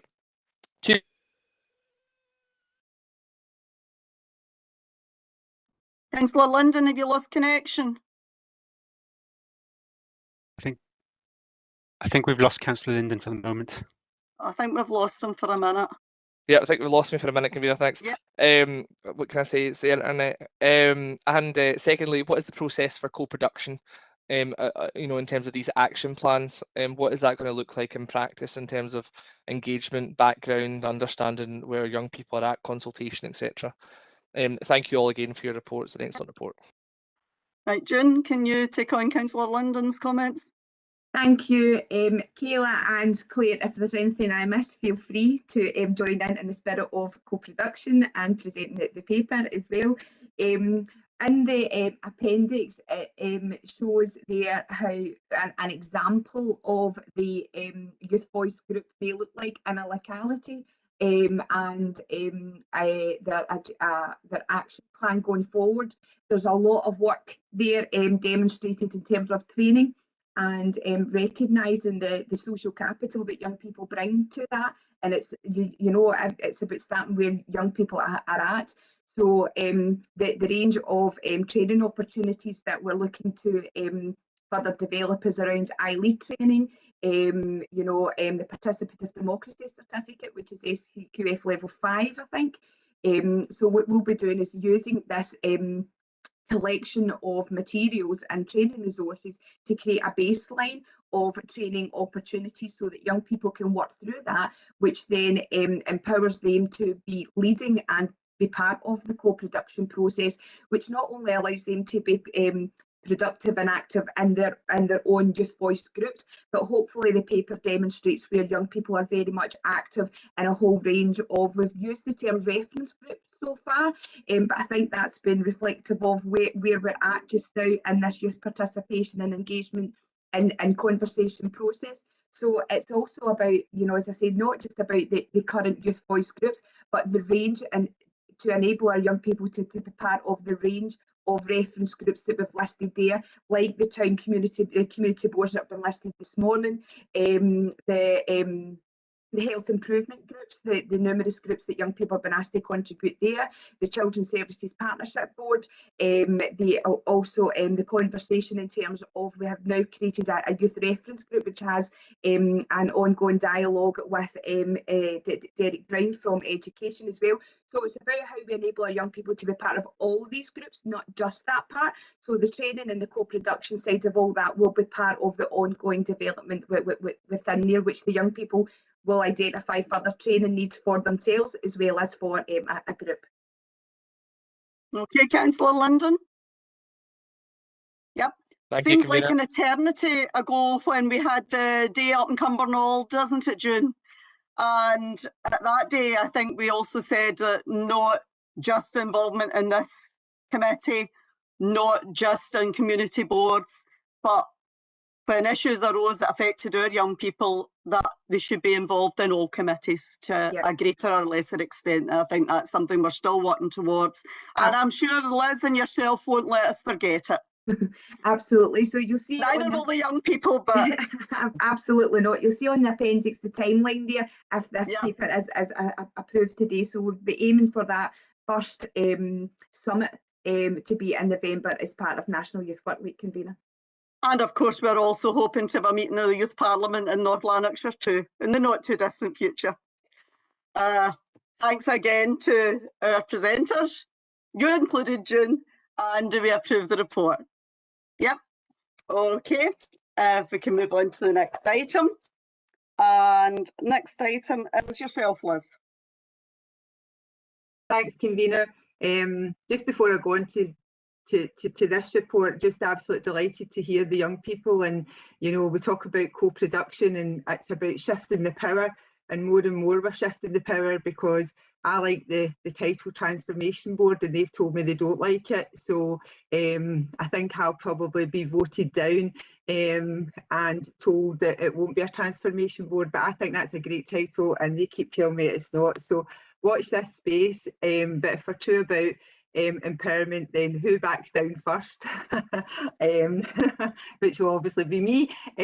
So you know, so it is great to see, and I think it's a long time coming that we move from the legacy that we've got to build more and more, and I think, you know, the council's going in the right direction in terms of the community boards, etc.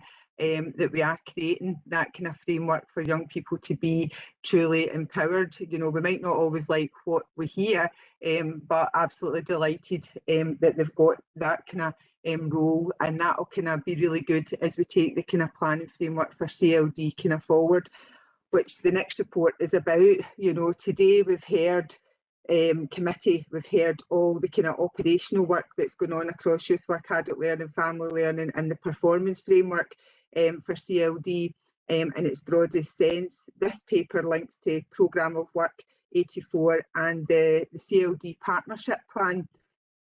And it links to another kind of legislative framework, which is the requirement for the CLD Regulation 2013, which introduced a legal requirement for CLD activity from all partners to be captured in a plan and produced every 3 years, with the council taking the lead for the production of that plan. And it links very closely to our self-evaluation framework for community learning and development. It's not just the authority, it's about the partners' contribution to community learning and activity, and it also links to our inspection framework by Education Scotland and the kind of HMIE framework. So we do have a kind of legislative statutory responsibility to produce this plan, and the plan is due to be published by September 2021, and it will cover 3 years. The Scottish Government have produced a very specific guidance for the plan and what they expect to see in the plan, and that when we've been writing that plan as a partnership, we have been following the guidance to the letter to make sure that we kind of cover all the kind of various aspects of the guidance within their plan. But also we need to take into account the kind of strategic landscape that we have, you know, the council strategic planning framework and the wider partnership plan. So it's a very rich, diverse and complex planning landscape. And with this in mind, what the partnership has agreed is to adopt a planning portfolio that captures the kind of wide range of plans that CLD kind of link to, rather than to try and duplicate these plans. It's about you referencing our kind of planning environment, and that will make sure that we have kind of complete synergy and cohesion with a plan for North Lanarkshire, our aspirations of our community boards, our LOIT developments, and you know, our community kind of aspirations. So what we've done with this plan, you know, is very much kind of focused on our planning framework, rather than putting our energies into trying to create duplicate structures and kind of partnerships. We also, within our plan, recognise the need for the partnership to focus very much on the recovery and supporting our communities, our individuals, our families, our young people, our adults who have been adversely impacted on by the pandemic and that whole kind of exclusion. So that will be the kind of real kind of thrust of the plan. So what we're aiming to do with this plan, which is out for consultation just now, will be that it will be a kind of dynamic plan that will kind of change to recognise the kind of challenges that we're experiencing, but also capture the kind of broad range of work that's happening within the council and with our partners, including Van El, etc. You know, we work very closely with Roots to Work. We have a broad range of partners, and the partnership just now is chaired by New College Lanarkshire. So we, you know, so that we can make sure that we are kind of not kind of duplicating resources, and that there is greater synergy, greater connections, and as we have got a good kind of history of working in that partnership environment, and we hope to build on what we've already got in place, rather than to start from a kind of you know, a kind of starting point. So and our family learning, our adult learning and our youth work recovery plans will all kind of feed in to that kind of planning framework. So really, if committee could note our approach and note the report, that would be great. Right, I don't see any questions. Claire, unfortunately, has had to leave the meeting, but again, thanks for her contribution in the previous item. Do we agree to note the report? Agreed? Okay, next item is Matt Costello, Community Boards.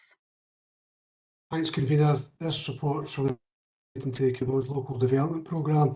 The report shows the progress of the LDP, including information regarding prioritisation of projects and proposals for some additions, deletions of projects that have been previously reported to committee and to the community boards. Consultations have commenced on a number of projects and work is ongoing to complete project proposal forms that have been mentioned before and that is shown in the appendix of this report. For all the projects in conjunction with local community groups, elected members where required. Project staff have now been appointed in terms of project development officer and a project support officer, and they're driving forward the projects locally within local communities. Further discussions will take place at community boards in relation to the development and delivery of projects going forward.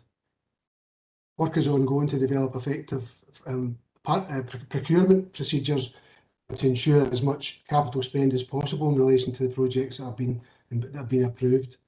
This report was written a few weeks ago, so just in terms of an update to a couple of the appendices is in relation to some projects, two in Cumbernauld at Melrose Avenue and in the Cumbernauld Park in relation to CCTV and a parking project, and a further project in relation to a community garden in Bellshill. I just hope to add those for further consideration. That's all for that report, Chair. Okay, Councillor McManus, do you have a question? Yeah, I can see on the Wishaw area, so I don't know about people's to hand, they're currently at work, but it says there's been discussions with local elected members to discuss the Cambusnethin street camming members, speeds camming measures, but I've not had any communication. I've checked my emails to double check, and I've not had any communication. The elected members says to delete it from the plan. Matt, can you give feedback to Councillor McManus regarding that? Yeah, I'm happy to check that out, Councillor McManus, and come back to you later on today, if that's okay. Is that okay, Councillor McManus? Yep, okay. Councillor Carson. Thanks, Convener. Just a question on the Brannock High School Mugga, Matt. It says work's complete, but I know that there was a delay in getting the access gate put in for members of the community, which doesn't go into the school. Has that been put in now? Again, I'll double check that, Councillor Carson. That was probably related to the actual delivery of the Mugga itself, but in terms of that, we'll get that checked out and come back to you with an update later on today. Is that okay, Councillor Carson? That's perfect, thank you. Right, okay. Any other questions regarding the paper? Don't see anyone else. Do we approve the paper? Yep, okay.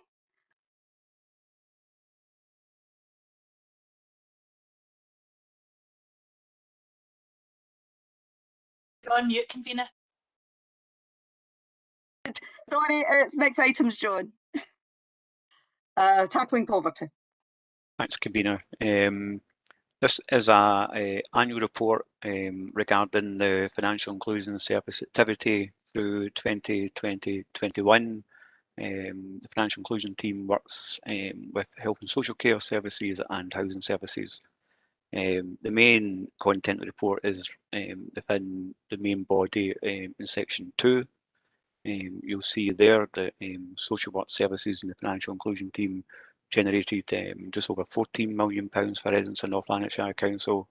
Housing services just short of £13 million.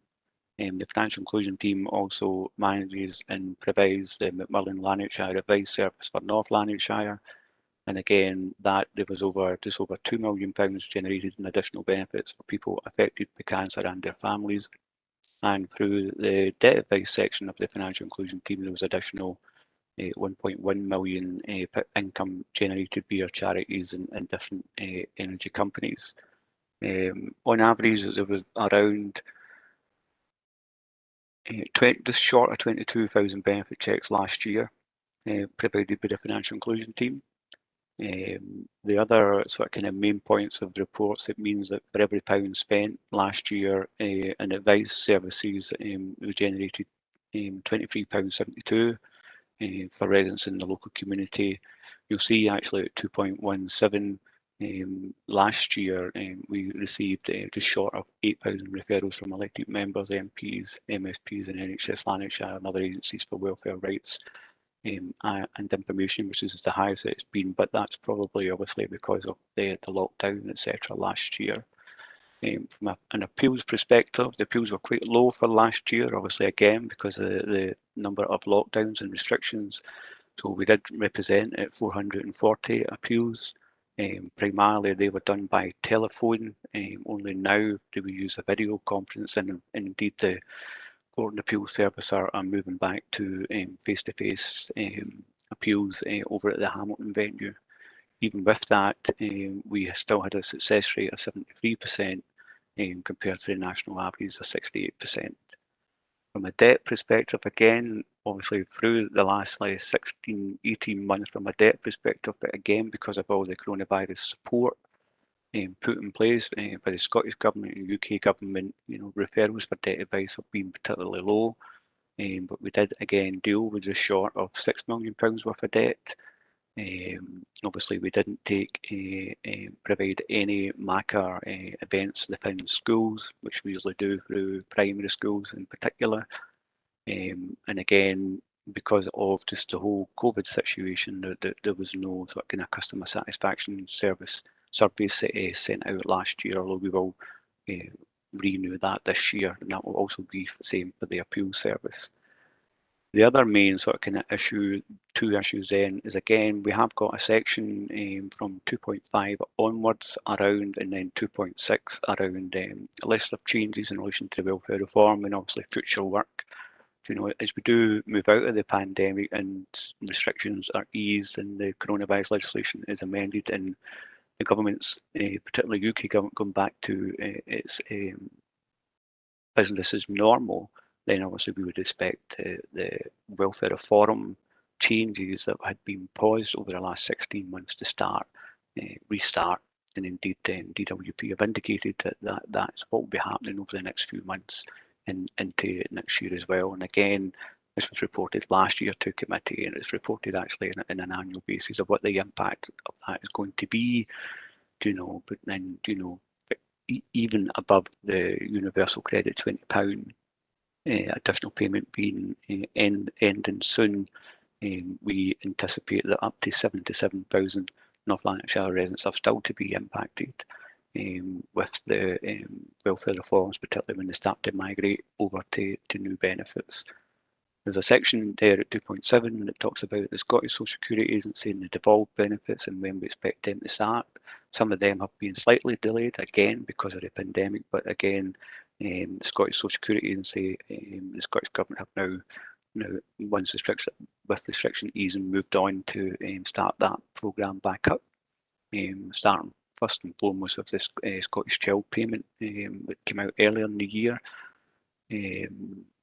The other thing then is just to report on is in relation to the external services, and the external services generated just over £4.3 million for residents of North Lanarkshire. There's just a caveat in there, however, that this report only contains the activity that the council commissions the external services for.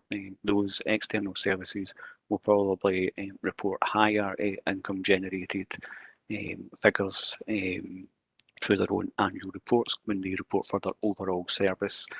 And it shows that for every £1 spent investing in the external services, then they generated £11.76 last year for the residents of North Lanarkshire. If you add obviously both them together from the council's financial inclusion team and the external services, that comes to around £34 for residents in the local economy for every £1 invested. And I'm quite happy then to take any questions.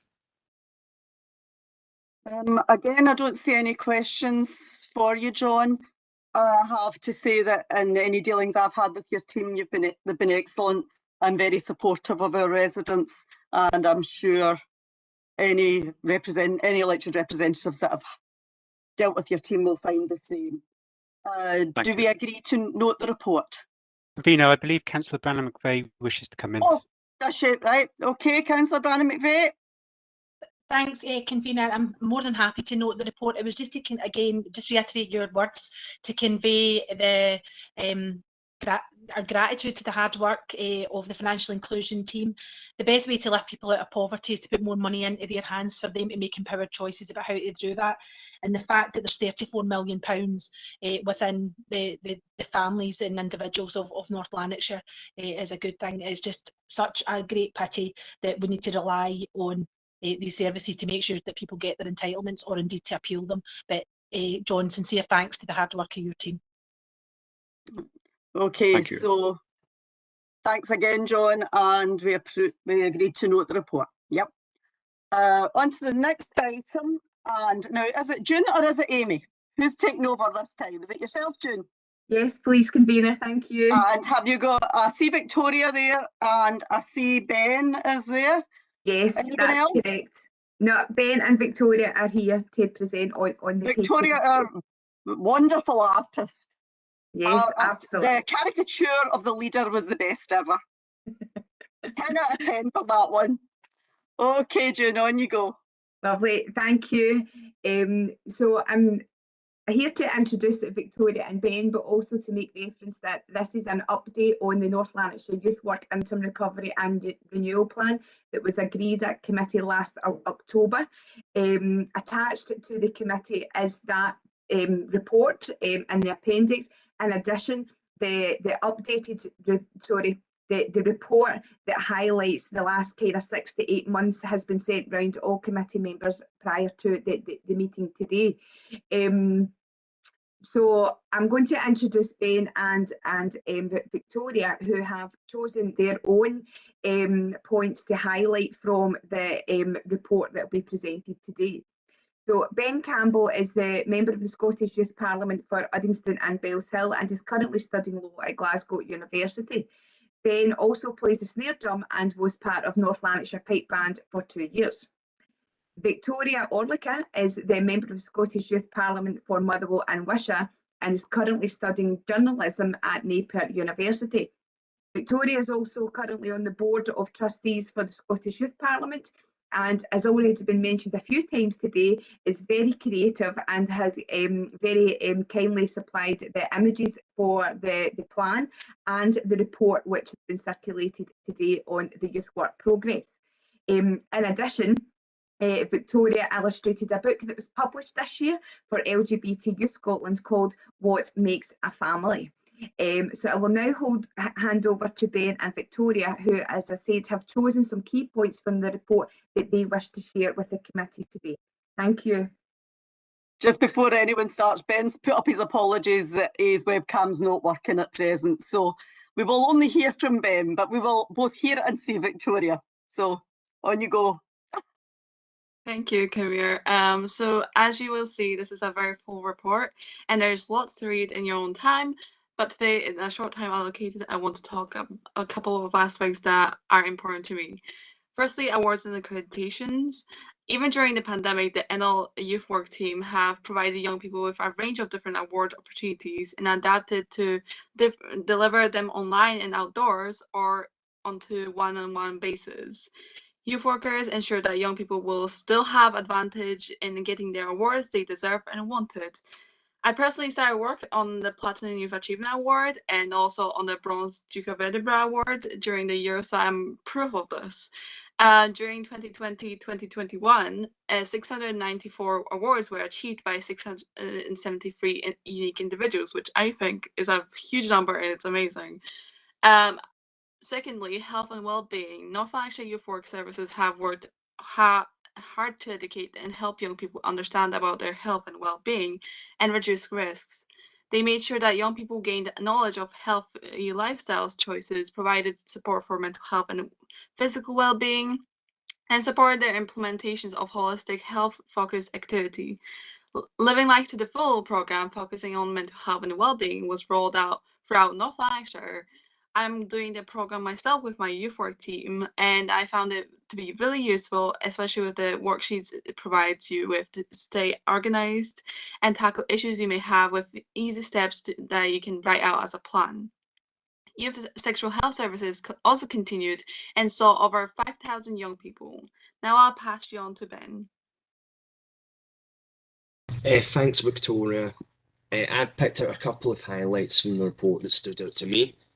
So under diversionary youth work, the case study I'd like to talk about is on page 19, and it's the Youth Climate Ambassadors. So I think this case study is useful because it shows more than anything else the creativity of council officers when coming up with new activities, and the fact that they were able to provide a unique experience to young people in the form of filmmaking, especially during the challenges that came with the pandemic, is something very impressive. The young people involved have described the experience as rewarding and exciting, and it effectively fulfilled the goals set out for this section. In general, this part of the report demonstrates that youth work adapted to target the most vulnerable young people and developed new methods such as online working to deliver their outcomes. And the next section is the support to the voluntary sector. And the case study here I'd like to talk about is the Airdrie Young Volunteers project. And this is important because it really effectively shows the support that was provided to the voluntary sector by youth work. And council officers worked alongside charities in order to help build young people's ability to work in a team and provide them with training and support to help prepare them to volunteer in the future. This approach was successful as support was provided to young people effectively, and this has led to some of the young people beginning to volunteer in their communities, fulfilling the outcome sought. And the final section, and the one that I'm personally involved with, is Youth Voice. As was said, I'm a member of the Scottish Youth Parliament, and over the pandemic, we've been supported by council officers to gather information on young people's views about town hubs. This has been beneficial for me as an MSYP because it's allowed me to become more involved in my community. And it's had a really important benefit for Youth Voice as we were able to ensure a higher uptake of young people in the consultation, ensuring their opinions were heard. Unfortunately, that's what we've got time for just now. I hope you all agree that much progress has been made on the Youth Work Action Plan, and that credit should go to the Youth Work Service and partners for delivering on this, especially during such challenging times. I encourage you to read the full report because it is really important and interesting, and please ask any questions. Can I thank Victoria and Ben very much. It's so nice to see so many young people volunteering now and also being so involved. And without the young people volunteering, when people were maybe shielding, etc., we would have been rather short of volunteers. So pass on your thanks to your friends and colleagues for all that you've done, both of you. Well done. Councillor Linden. Thanks very much, Convener. A couple of things. Again, just firstly to welcome young people to committee and the contributions they've made in terms of the report this morning, nearly this afternoon actually. Time flies, Convener, when you're having fun. It was great to hear them articulate. I think what we already know to be true in terms of the importance of youth work and the potential, that phrase that we hear so often about youth work changes lives, and clearly in the middle of a pandemic, our young people have demonstrated once again that that's exactly what it does do. Changes lives, preserves life in some respects in terms of the reflections that were made on mental health and well-being. And the importance that plays. So just firstly to echo Ben and Victoria's thanks to our fantastic criminal and development youth work staff, but also to the young people who give of their time to volunteer and to take leadership roles in respect to the delivery of youth work, and indeed pathways to become future youth workers. There's many of them. Also, can I just say, as a parting shot, Convener, I totally agree that Victoria's articulation of the leader is quite something. I have also been given the Victoria Orlica treatment in terms of my face, so it's amazing what you can do to take some years off. I speak for myself, not the leader, of course, when I say that. Finally, I just wondered, in terms of the interim recovery plan and renewal plan, the date is obviously expiring in 2022. It follows the youth work strategy. Youth work strategies plural, because it was the journey continues, as far as I recall. It was like a sequel I should know, given that my mug was in it. What's the future plans in terms of the development of the next steps for recovery planning, youth work strategy planning, in terms of the future as we emerge from coronavirus, which is obviously where we're at? Thank you. I think since this report has been produced, we've already kind of gained pace in a lot of particular areas around, moving towards this, what was presented today, the enhanced youth participation engagement structure as well. We've seen things move at pace alongside young people's mental health and well-being, and we're seeing things moving at pace around climate change and preparing our young people to be active and having their voices heard and presenting at events and around COP26. In the original plan of the national of our own youth work plan was to coincide with the national youth work strategy. My understanding is that is still a bit of an ongoing conversation, but there is real kind of attempts and conversations ongoing just now. So probably by the time we get to the end of this plan, that will hopefully coincide with the national launch of the national youth work strategy, which initially this plan was built on that co-production process to align our strategy with the national strategy. The key emerging themes from both strategies were very, very similar. I think the move going forward will be about reviewing what we have learned worked successfully during COVID times, and particularly targeting our most vulnerable young people within our communities and how we have enabled to continue engagement with those particular young people and families and creating the pathways with them, but then looking at what's worked well and then using that to inform our next stage of the process. And through our youth voice structure that's been presented today, that will be very much part of the next stage of the recovery plan going forward. And I am confident that getting into next year, that the successes of the young people and the volunteering and the methodology that the staff I'll be using will continue to enhance some of the reports and the case studies, as well as the statistics of around accreditation and achievement will continue to grow. Is that fine with you, Councillor London? I think we can all say that not just our young people, but also youth work certainly stepped up to the mark during this crisis. So thanks to all. And we agree to note the report. Yep. Okay. And next one is Jennifer. Convener, just before we move to item 20, I'm just going to place Councillor Johnson into the virtual lobby as per a declaration of interest. Thanks, Andrew. So item 20, and that would be Jennifer. Thank you, Convener. Good afternoon, members. After previous reports to this committee, this report confirms that the transfer of assets from the Alio Campsie Centre Cumbernauld Limited took place on the 30th of June. The key terms of the transfer agreement are summarised for members in paragraphs 2.7 to 2.15 of the report. Physical assets that transferred and are now within the council's ownership include the Antonine Centre car park, Tesco Superstore car park into Cumbernauld Town Centre, Lennox Road and the Health Centre car parks, and also the ARIA statue. All monies transferred from Campsies to the council, with the exception of £81,000, which the company has retained for their final dissolution and winding up costs. And once we are confident that all costs have been settled, the remaining balance of that 81,000 will be transferred to the council before the company applies for dissolution, and the remaining balance will be used to support projects within the boundaries of Cumbernauld. Within the monies that did transfer, there are a number of specific carve-outs. Firstly, the council has established a maintenance fund to pay direct costs that would previously have been met by the Campsies Board of Directors.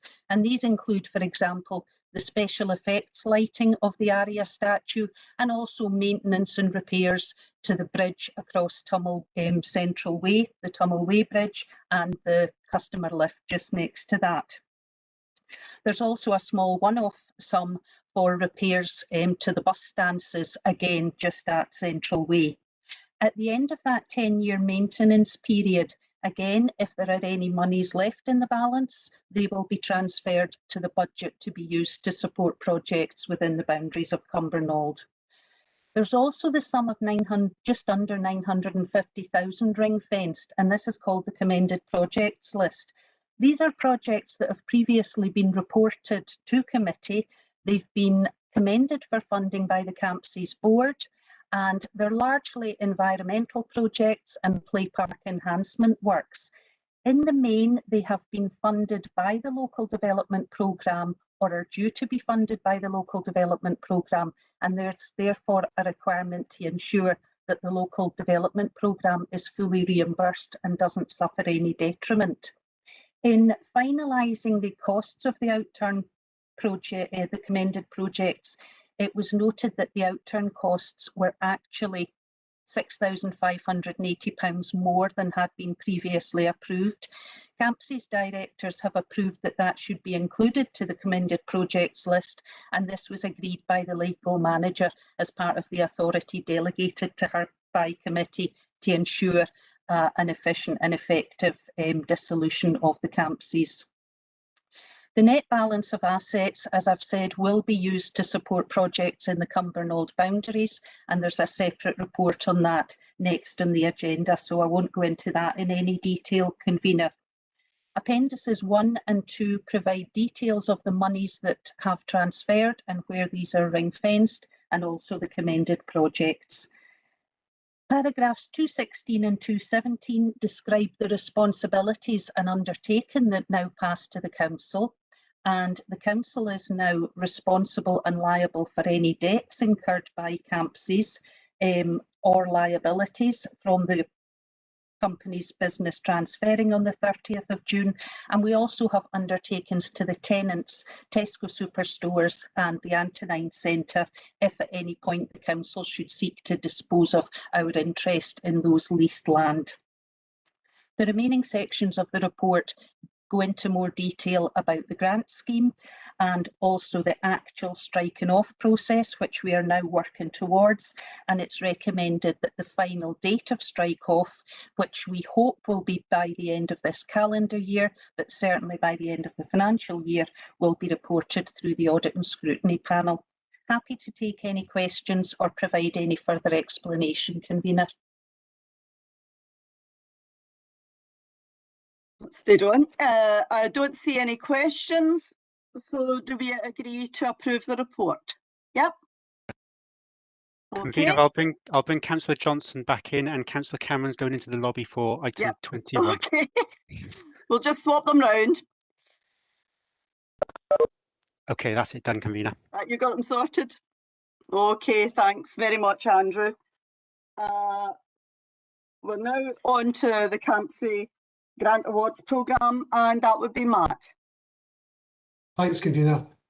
This report shows the outcome from the grant application assessment process, which had previously been approved at committee, along with the criteria, application form and the process towards a series of briefing sessions that were made available for local community groups and elected members. The process was highlighted through communications with partners, local community groups and elected members, and also on social media. Applications received were assessed by the council officers and colleague in Voluntary Action North Lanarkshire. The residual balance following dissolution for use in the grant scheme was £586,161. A total of 42 applications were received, which totalled over 1.6 million. So the fund was very much oversubscribed in the applications. The report recommends that following the assessments utilising the previously approved process and criteria, applicants which best reflected the criteria are awarded full funding, and that no award is made to the remaining groups as highlighted in the appendix. It's also recommended that further rounds of applications go forward and until the fund is exhausted, with a reduced maximum grant application of £10,000, which would seek to benefit as many groups as possible as part of that process. The grant awards recorded is the grant fund remaining would be £224,298 for further rounds. Convener. Thank you. Councillor Ashraf has put up an amendment. Do you have it, Andrew? We can get. I type do. on this? I'll send that round now, convener. Okay. So I'm emailing a copy to all members, and I'll share a copy on screen.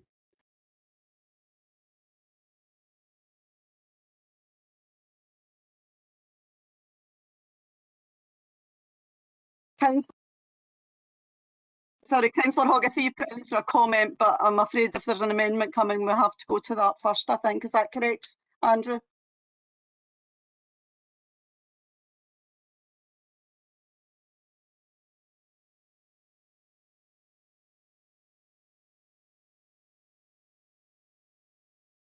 Apologies about that, convener. I'm working across two screens. I couldn't get my control buttons. It's entirely up to you, convener. I'll put the amendment up. I would recommend that you let the terms of the amendment be tabled first before you move on to any other comments.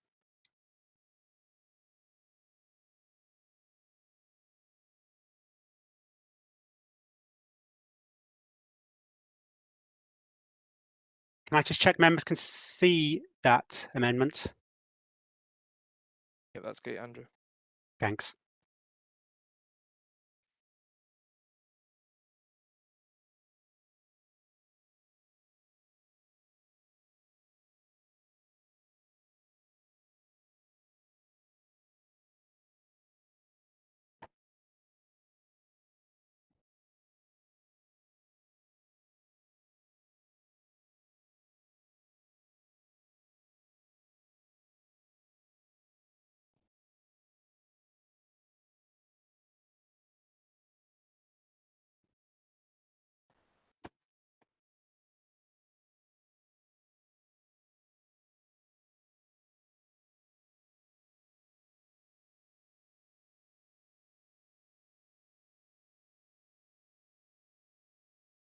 Okay, if members have read that, I'll take that down unless anyone's still reading it.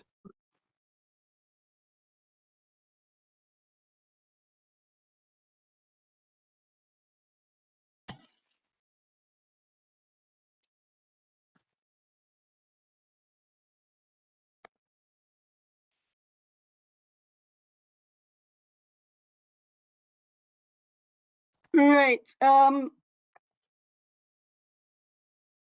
Whoops, am I on or off?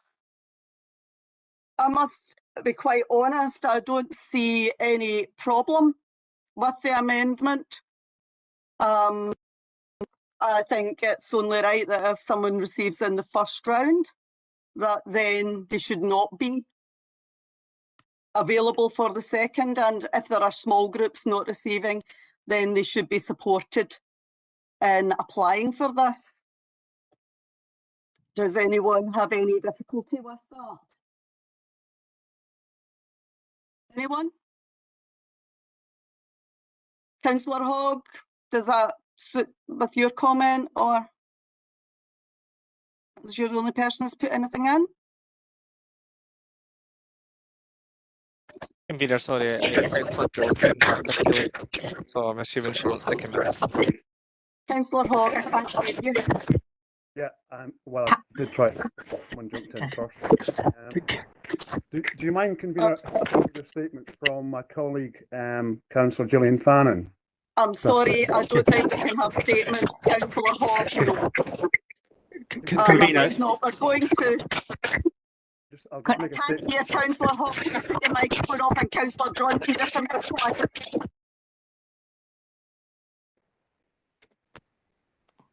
Convener, my apologies. I should have come in and said that we need to hear from the movement seconder first.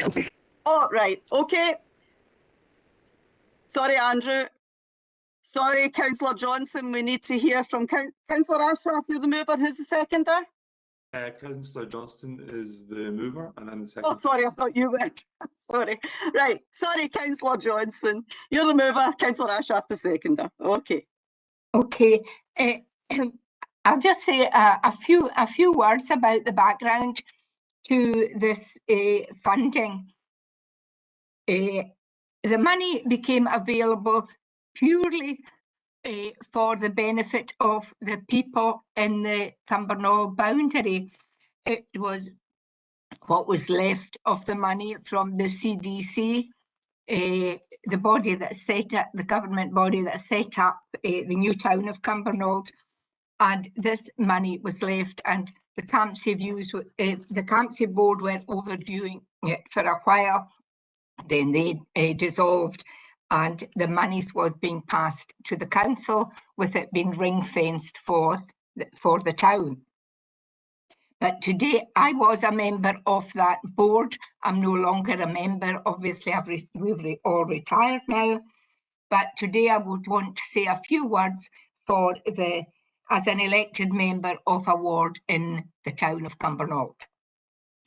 I remember your words at the beginning, convener. I will be very brief.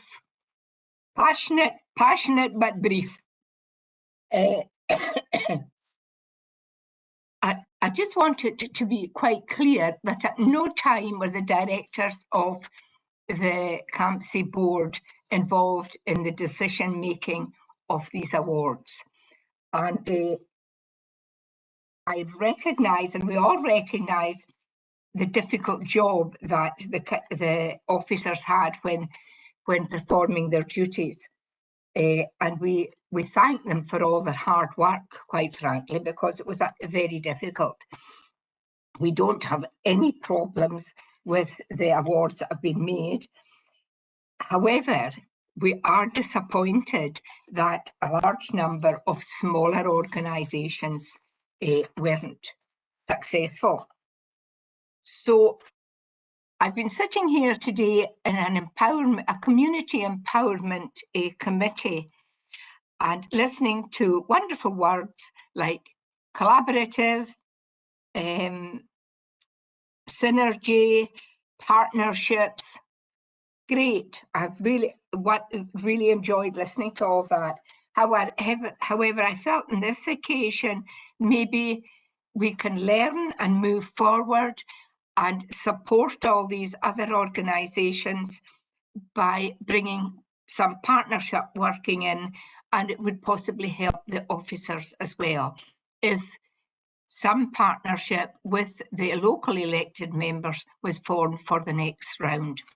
And I appreciate everything that's been done, and we are only wanting to support our local community. Thank you very much. Thanks very much, Councillor Johnson. Very articulate and very brief. Thank you. Councillor Ashraf. Thank you, convener. As we mentioned a little bit already, this is we feel an entirely reasonable request, and we brought it forward today because community groups that we've dealt with are at the core of our communities across Cumbernauld. Feel that although the grant funding is welcome for their colleagues in other organisations, that perhaps the funding could be more closely aligned to the original intentions of legacy projects for Cumbernauld, in and around Cumbernauld, those projects that will leave a lasting effect on the communities long after, we hope, after the money has been spent, that those things would remain in the community and be a benefit as part of a legacy from where the money came from. We're hoping that members can agree that local councils and local groups are the foundations of our communities and know best and can help support us Cumbernauld councillors to get across this funding for the Cumbernauld organisations in a way that is both widespread and long-standing, as was intended. We've had many groups email us, even logging into emails today just before the meeting, seeing the number of groups that have been in touch to say, look, we put things in and we see that the funding's been given. However, our organisations, which are a bit smaller, not as adept as doing the funding applications as the bigger organisations perhaps, have missed out. And as the conveners mentioned, I think it's entirely appropriate and reasonable. And we're hoping that colleagues can see that this is not a political issue, it's a geographical one and a community one for our local groups. And I hope that we can have the support of members across the political spectrum. Thank you. Councillor Ashraf, I think we all entirely agree, and I think that's possibly the reason. I think Councillor Hogg, is that what Councillor Fannin has been asking for, that the community be involved in these? Thanks, Katrina. Yeah, that's generally the case, yeah, that she was asking. But so, yeah, it's the councillor. So it's actually we're agreeing to. Can I make an additional point, convener? Just generally when it comes to certain groups, I mean, we're all delighted to see that Cumbernauld Poverty Action, which is a grassroots group, and they have been fighting poverty, so it's good news that they're getting supported.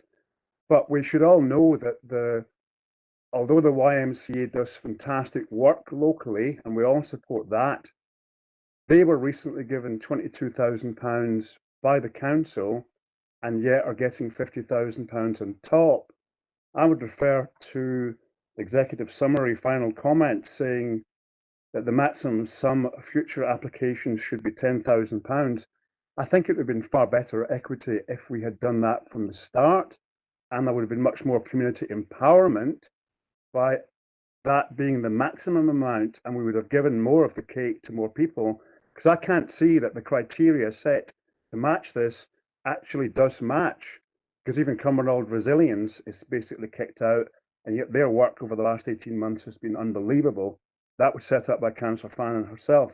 So I think there's a few issues that I would have liked to have seen it done different, but of course, it's still trying to focus on getting funds to organisations in the community. I think we could have covered far more with more equity, because there's so many groups helping in the fight against poverty, etc. So that's really the point we're trying to make. I think, Councillor Hogg, I think we all want to do the best, and I can tell you one thing, I know in our area, I'm sure Councillor Linden would support me, we would bite your hand off for a share of this funding. And we're a bit envious of Cumbernauld having that additional funding, as well as getting their local development money, but we don't grudge it. It's your money, and I think some of the projects required the extra money. That's why it was a 50,000 at the beginning, but this one's 10,000. And some of the smaller groups, I'm quite sure, would it be correct in saying, Matt, that officers will support groups who didn't quite meet the criteria when making their second applications? Would that be correct? Thanks, convener. Yes, absolutely. Just to give quick some background in terms of the briefing sessions I mentioned earlier, we've been working very close with a lot of community groups. Over 60 groups attended the briefing sessions relating to the criteria. The criteria was agreed. They knew about the information that was required for the application process, and support was provided to groups. That will most certainly continue and within the communities team to give that support to groups going forward. I'm happy to pick that up. I think that's what we want to be sure of, that these smaller groups will have that support. And that I think, Andrew, you said Councillor Brannon McVeigh wants in. That's correct, convener. Right. Councillor Brannon McVeigh, I've lost you on the screen somewhere. Sorry, convener, much of the point I was going to make has been covered. It's immensely disappointing if you're a community activist and you apply for funding and you don't get it, because you apply in good faith and you're convinced that you've got a right to it. Matt's already agreed that there'll be support for future rounds, but I'm just wondering if there'll be like a supportive feedback session as well to enable the community groups to learn from the process of the first round, because there are some real, not being from Cumbernauld myself, but from a neighbouring town, there are some wonderful groups who are doing some really significant action across the community of Cumbernauld, that I know that even a small amount of funds will make a huge difference in how they go forward. And I'm sure it would be a legacy to the Campsies board going forward. So it's just about having them feedback to the applicants on where they went wrong on this occasion, and indeed support, and to wish them all the very best for future funding in the future. Thanks, convener. I think we would agree on that. And also, I mean, the communities team are excellent at supporting groups with applications to other funding streams, and could possibly assist groups who maybe don't fit the criteria here to other streams that would support them. and I don't think smaller groups always are aware of that or use it, and that's maybe something we need to publicise and highlight more. So are we all agreed? Do we approve the report? Yep. Anybody does it? Okay, thank you very much, people. Convener, I'm going to bring Councillor Cameron. Sorry, Bring him back in. Just as a Councillor point, Linden, just a point of order, Convener, can we just check that just for absolute accuracy there, that was the report as amended, presumably you Yes. were referring to, just Yes, for the record. yes, the new. I assumed everybody was aware of that, as we had all agreed. No one disagreed, Councillor Linden. A rare thing indeed, Convener. It is indeed. It's been a very cheerful morning, and we've not even got our donuts today, Councillor Linden. Where are we? Right, next report is, let's see, it's Heather for Cumbernauld Theatre, and I think Councillor Sinead Ashraf has to leave now, is that correct? That's correct. I'm just placing Councillor Ashraf into the lobby. We're going backwards and forwards here. It's getting quite confusing this morning. Okay, Heather. Okay, thank you, Convener. So this report provides an overview of work undertaken with Cumbernauld Theatre Trust as we prepare for opening and obviously the proposed partnership agreement. In January 2014, approval was given to include a new Cumbernauld Theatre within the new build plans of Cumbernauld Academy, the theatre being attached onto the school. CTT are the charity that are working with the council to provide a cultural and community hub, offering access to the community, an asset for schools, community groups and colleges, while also improving employability opportunities in North Lanarkshire. In paragraph 2.1.2, you will see the range of activities and opportunities that will be made available from the theatre. Moving down to paragraph 2.2, you will note that the council will be the trust's lead hub partner, and they will have responsibility for 55% of the programme, the council for 45%.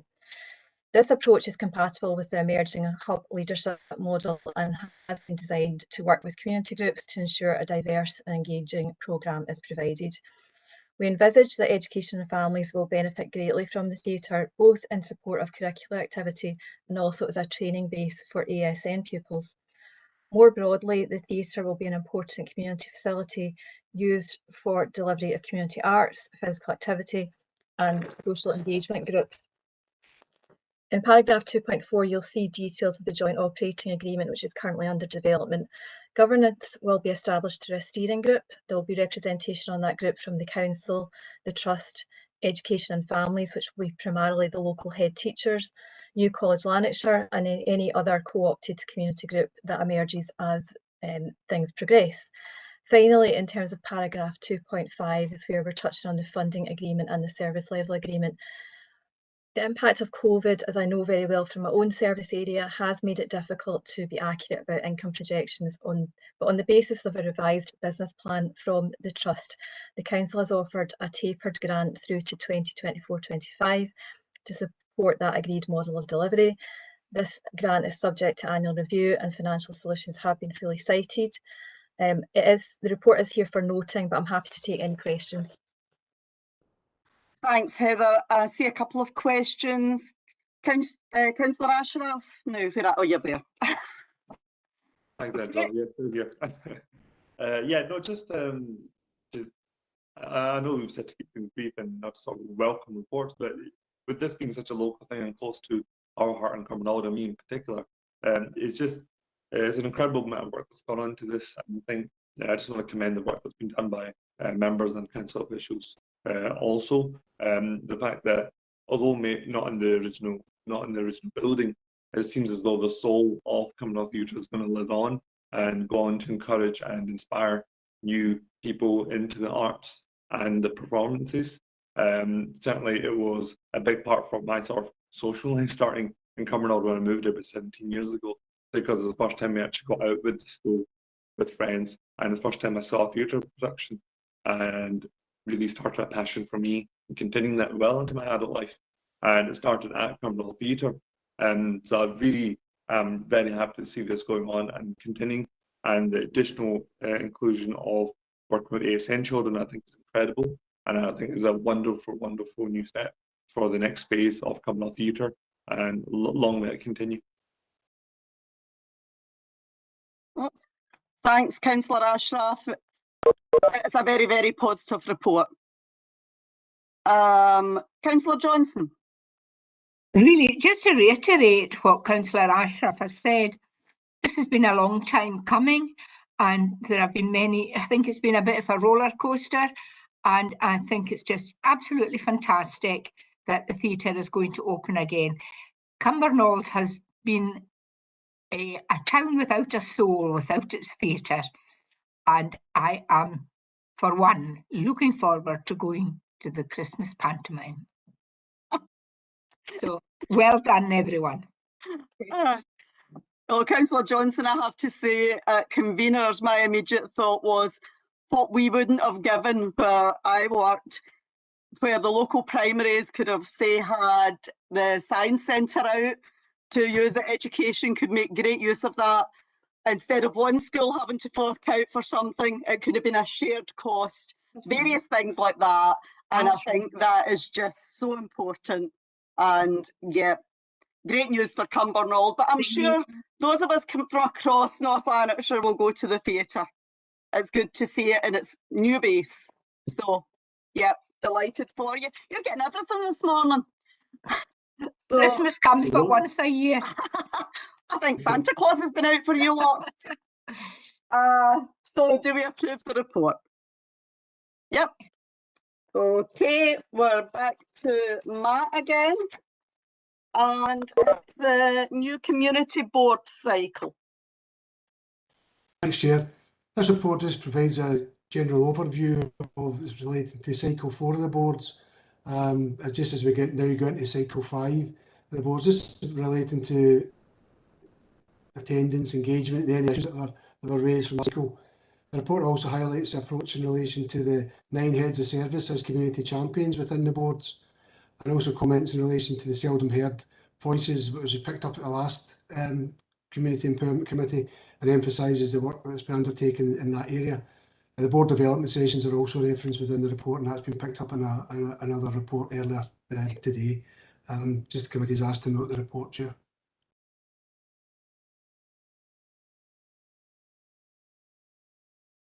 You're on mute, convener. Sorry, it keeps it. I try to keep it on and then it just seems to slip off. Do we all agree to note the report as there are no questions? Yep. Agreed. Next, it's back to John again. Thanks, convener. This report here is looking for approval for the commissioning of external advice and information services for 2021-2023. There was a new commission model introduced back in 2018, and we'd had our first sort of kind of round of bids for advice services within North Lanarkshire. This is the second process. It was slightly delayed, obviously, again because of the pandemic.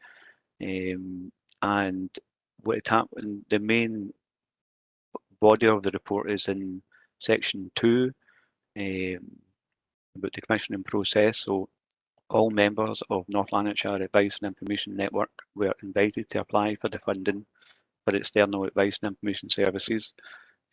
Applications were issued on the 5th of February 2021 with the financial inclusion team providing support and advice to applicants on requests. All applications were returned by the 12th of March 2021.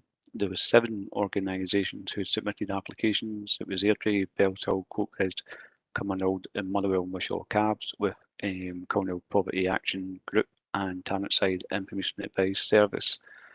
The applications were assessed using a scoring matrix and assessments, with assistance being and the process being supported by procurement services, although it wasn't a procurement exercise. There was 2 officers from North Lanarkshire Council and 1 from NHS Lanarkshire, who each individually scored the assessments and then met as a panel on the 31st of March to determine the successful applicants.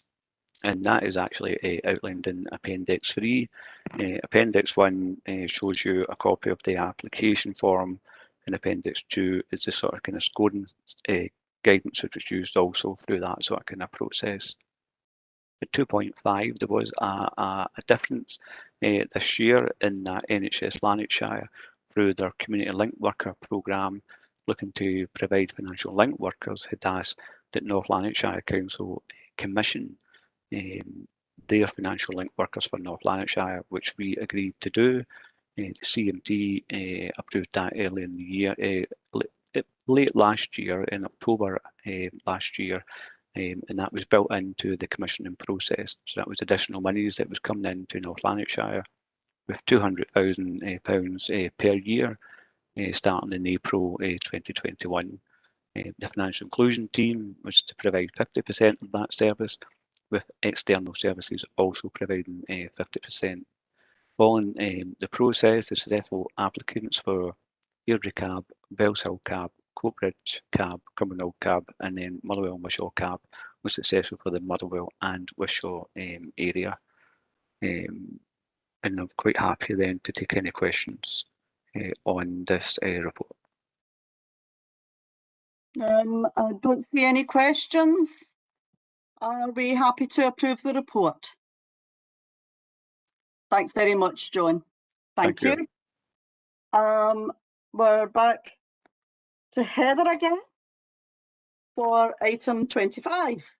Yep, thank you, convener. These are contracts that are just for noting. As part of the insourcing plan for CLNL, a review of all contracts held by the former CLNL was undertaken to determine which contracts could be terminated and which were required to transfer to NLC.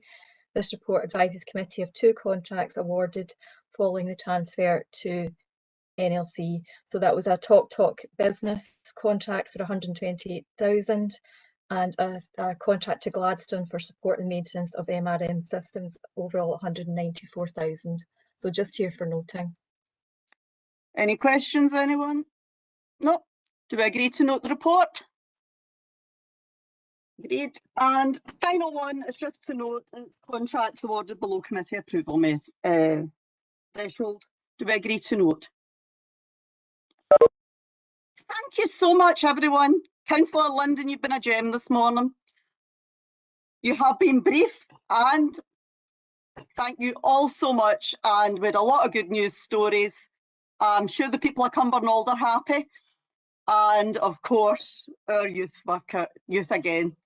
Thanks again to the young people who have attended. Thanks to their youth workers. Thanks to all officers for their support over this really hard 18 months. Thank you so much, and see you come October. Thank you very much. Thanks, Chair. Thanks for the